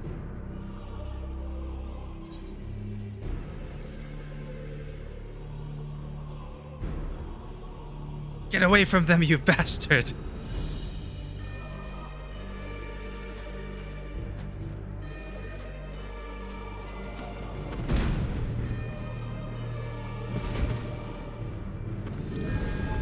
Go, unknown eye.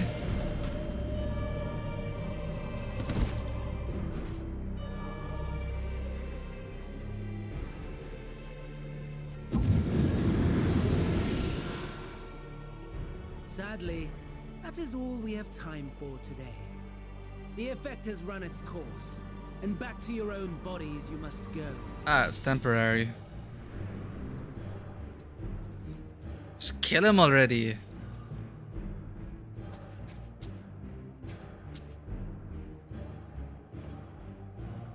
What, you're gonna let that stop you? Where are my manners?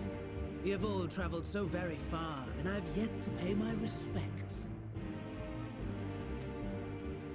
Though in my defense, I was ill-prepared to receive so many uninvited guests. As such, preliminary entertainments were in order. A handful of tempered soldiers to hamper your progress. Refugees to command your attention while I siphon the ceruleum from the shadows. Particularly effective.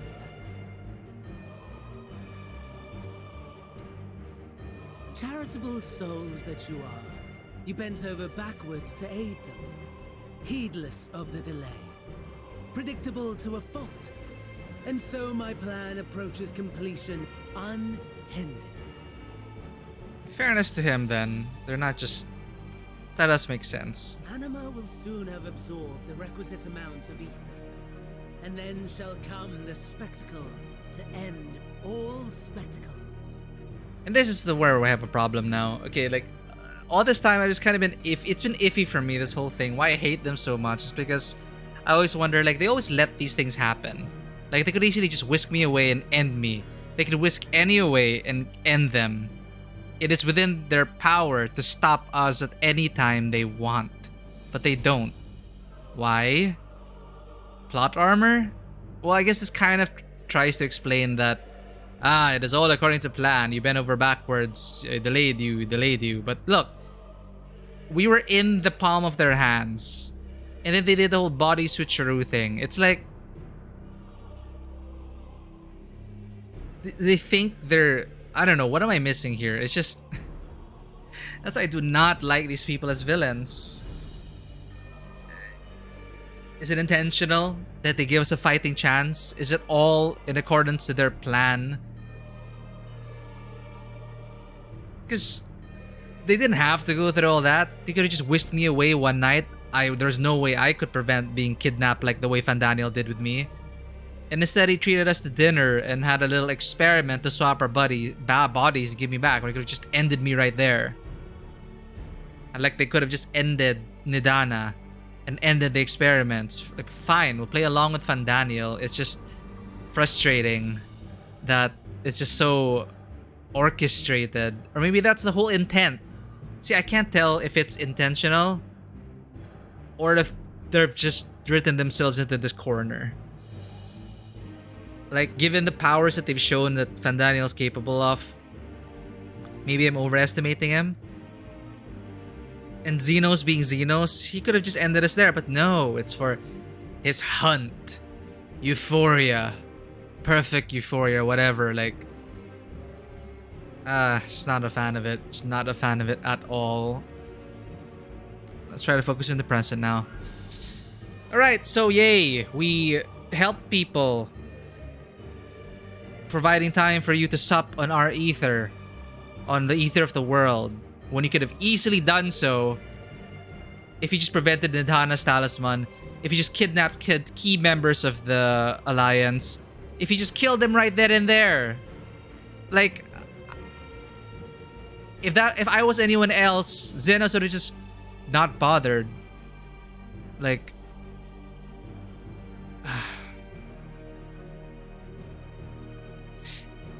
because for me right now, it just feels like the villains are just bringing this upon themselves. Like, if they want to destroy the world, they could have easily done so without being so convoluted about it.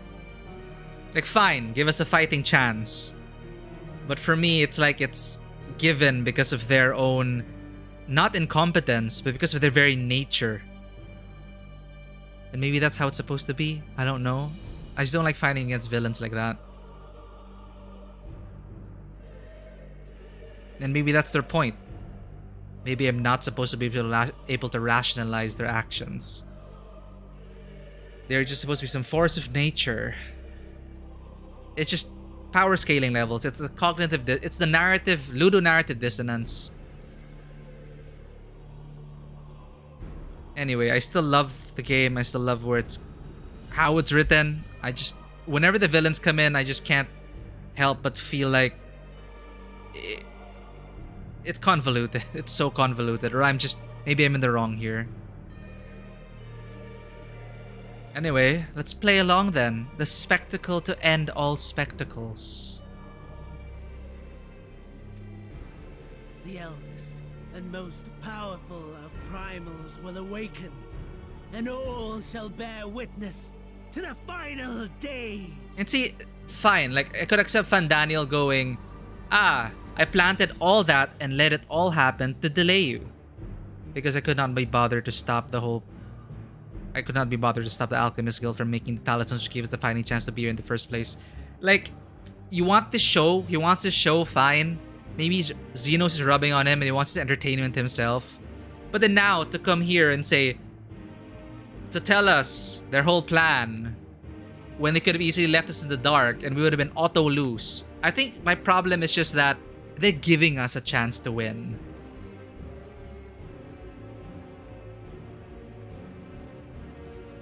Anyway. I'm all for awesome melodramatic villain dialogues. But he's just adding the cherry on top of this bitter drink I am drinking about the whole way he's just let all of this happen for you and now let me tell you about our secret project and the whole explanation about where the ether of the towers are going into. Fine. I guess you're that kind of villain. Haha. And then my master plan, and you've all fallen for it. Yeah, anyway. Having said how much I dislike these two, Xenos and Van Daniel, not just as not people, but as villains. Anyway, sorry about that. The eldest and the most powerful of primals will awaken, and all shall bear witness to the final days. Haha, he gave us the major clues in how to stop us. So who is Unknown Imperial Eye?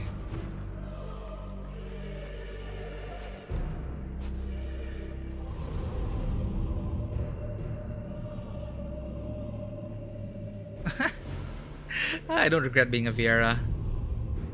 The gods themselves will be my meal. Your dear companions my dessert.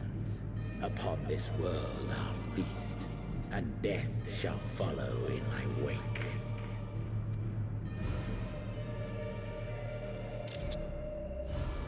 Viera can look so bitchy. I love it. All your hate, all your rage, you will render unto me.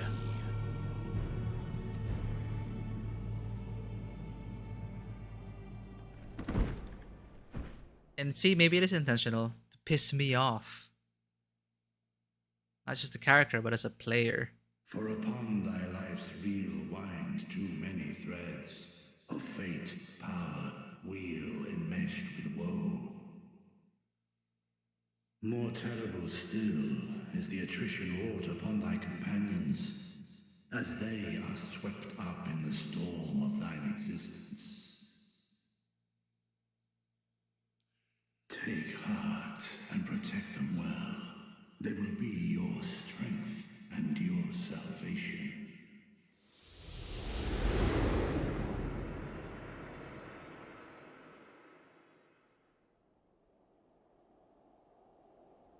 Thank goodness.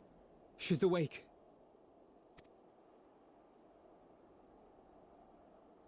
Hi.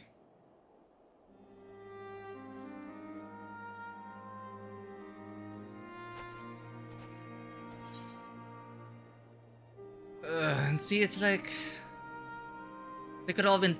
Xenos could have just killed them all already. I was already out of commission. Xenos could have just killed every single one of them. But no, it's his nature to. We would have lost so long ago.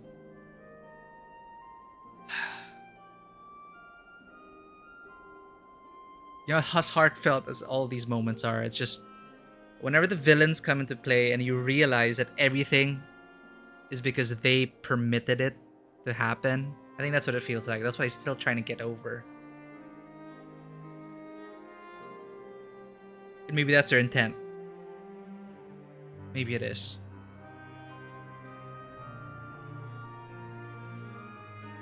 See, and it's like everyone is here. All of this is happening because they let it. And yeah, you know, and more made me think that is their intent. For this final contest. And millions die for me. Xenos' gift to me. All this pain in this world is all for me in our final contest.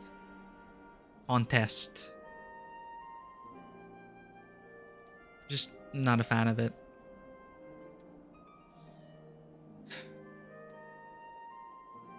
Is everyone alright?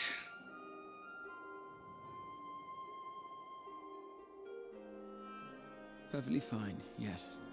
I hope the same can be said of you.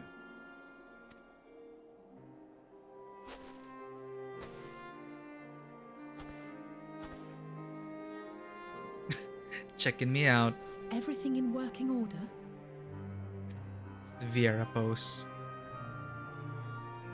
That's a relief. Oh, and before I forget, thanks for coming to our rescue.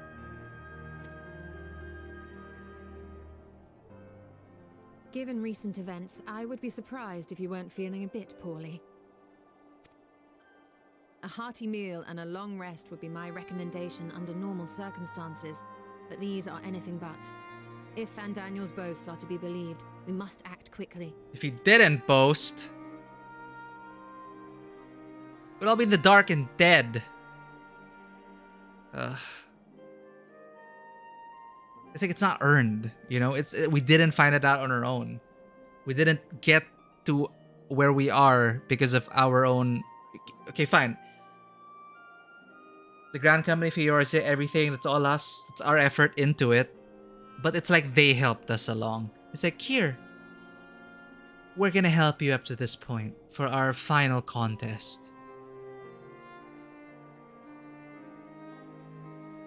So maybe it is intentional, these bastards, Fandaniel and Xenos. Everything is going according to plan. And we're just here, playthings to them. They could just flick us aside anytime they want to, but they won't. Why? Because me. They have a hard-on for me and wanting to fight me at my peak. But if they really wanted to piss me off, they just kill everyone here. Which is what I thought they would do at some point. So I would become prey. Not just a prey, but I could be an equal match to Xenos himself. Because I'd be... Didn't he just say, all your rage, all your anger, lifted onto me or something? If you wanted that to happen, just end everyone now. But no, they still want to play. Anyway.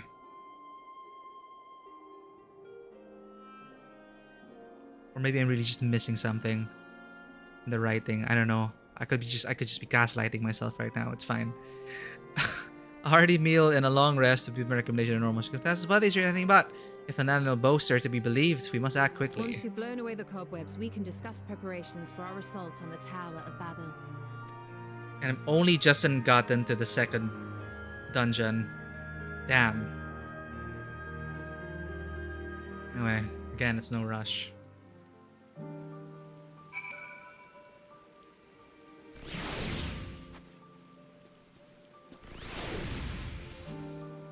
I'll require a detailed report on what occurred while you were here. No, not your... whilst you were not yourself. For the contingent, of course. It can wait until later, however. For now, it's enough that you've returned. The body that you were forced into inhabit turned cold and stiff the moment you were to return to your own. Perhaps the soul that belonged to is long gone. Let us pray it is so. For I doubt it would be better off in the care of Xenos or Fandaniel.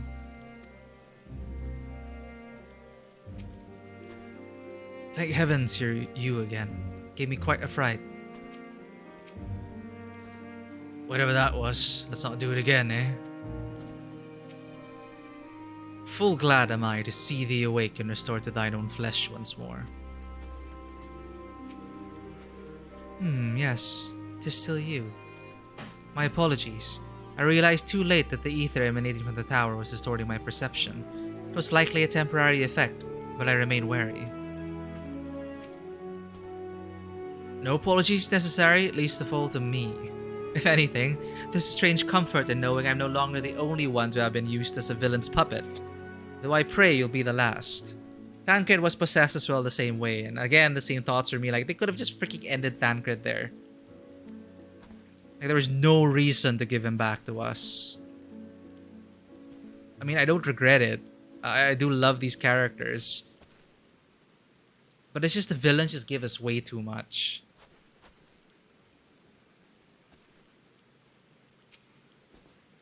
Are you certain that you've recovered? You mustn't push yourself, especially after an experience like that.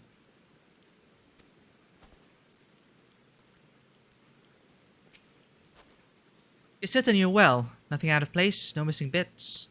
Good. Though I won't promise the same for Fandaniel and Xenos after I'm through with them. How much must these people suffer before they're satisfied? Same question. How many cruel, pointless tricks must they play? Prelude to the final days, or no, this ends now. See, Alice knows where it's at. This is all freaking pointless, and maybe I'm meant to feel angry about it. So how shall we strike them down? Yeah. Gateway of the Gods. Now that you've recovered, Lucia would have a word with you. Are you well enough to make your report?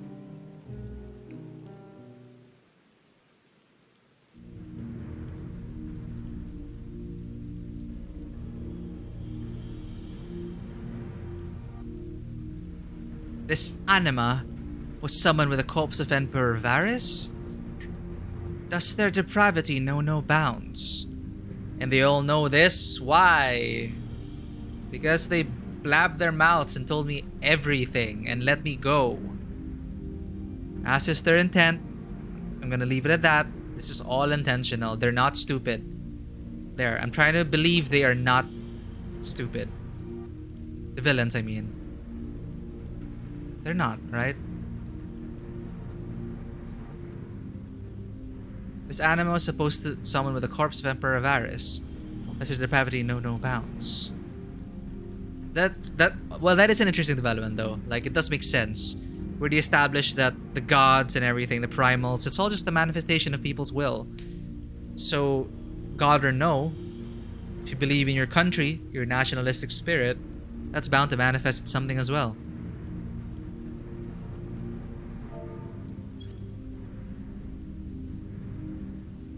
Seems not.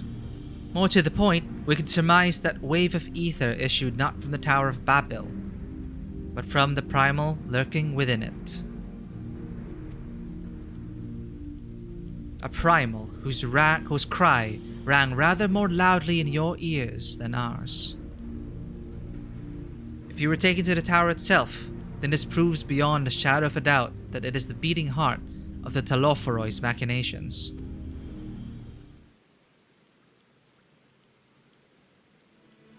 In which case, we have some highly relevant information. As many of you know, ever since we dispatched troops to free the Levelios, we've been developing a plan to infiltrate the tower. According to Thavnair and his scouts, the main structure is lousy with tempered and enemy magitech. Furthermore, the road leading to it has collapsed, making it difficult to approach in numbers. Thus do we propose dividing our forces into two parties, one to distract and one to infiltrate. The diversionary force will be comprised of the Ishgardian, Gridanian, and Lumensan delegations.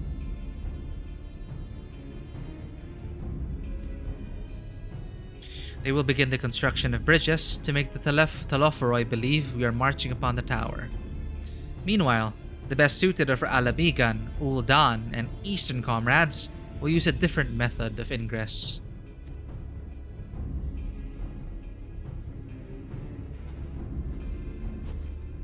Look here. Ooh. The facility marked in red is the Enceladium, a vast magitech manufactory. In ruins now, of course. But the freight tunnel connecting it to the erstwhile Imperial Palace remains intact. While the Taloforoy's attention is elsewhere, our infiltration force can use it to enter the tower undetected.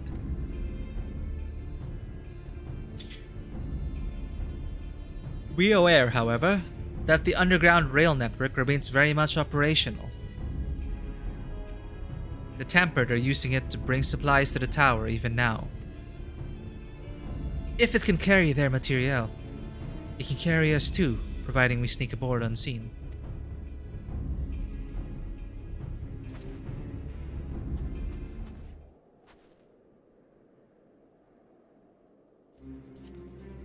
The Scions will lead the infiltration party. Once inside, you must locate and dispatch Fandaniel and Xenos. I wish I could.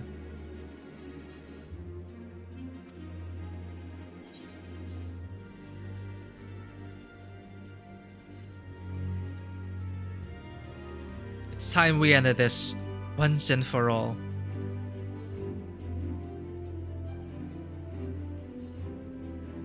and we will save the people of Garlemald and those who suffer the world over. And I will have my vengeance. I'm at all of this.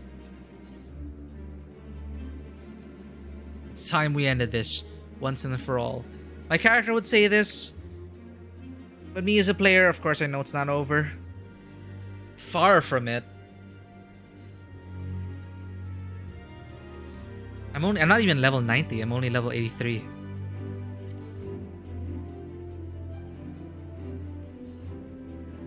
Aye, there will be no more casualties of the Telephoros' maniacal ambition.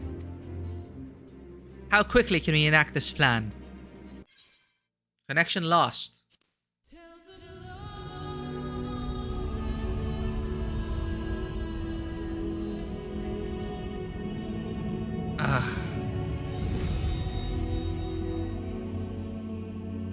Okay, I'm gonna restart the game.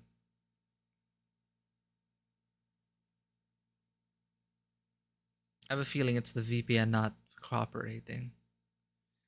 I do need to play with a VPN because of the latency issues. But I did see an error appear. So that might be a problem.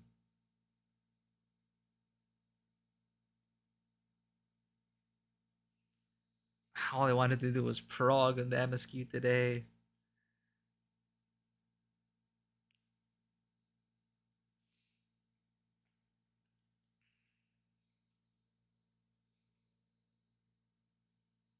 Alright, just launching it again.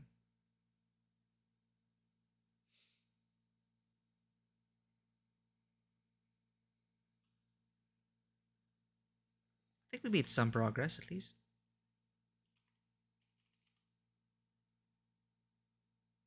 Again, that thing is happening where it takes away control from my keyboard. I click and I can't type in the field. What is going on?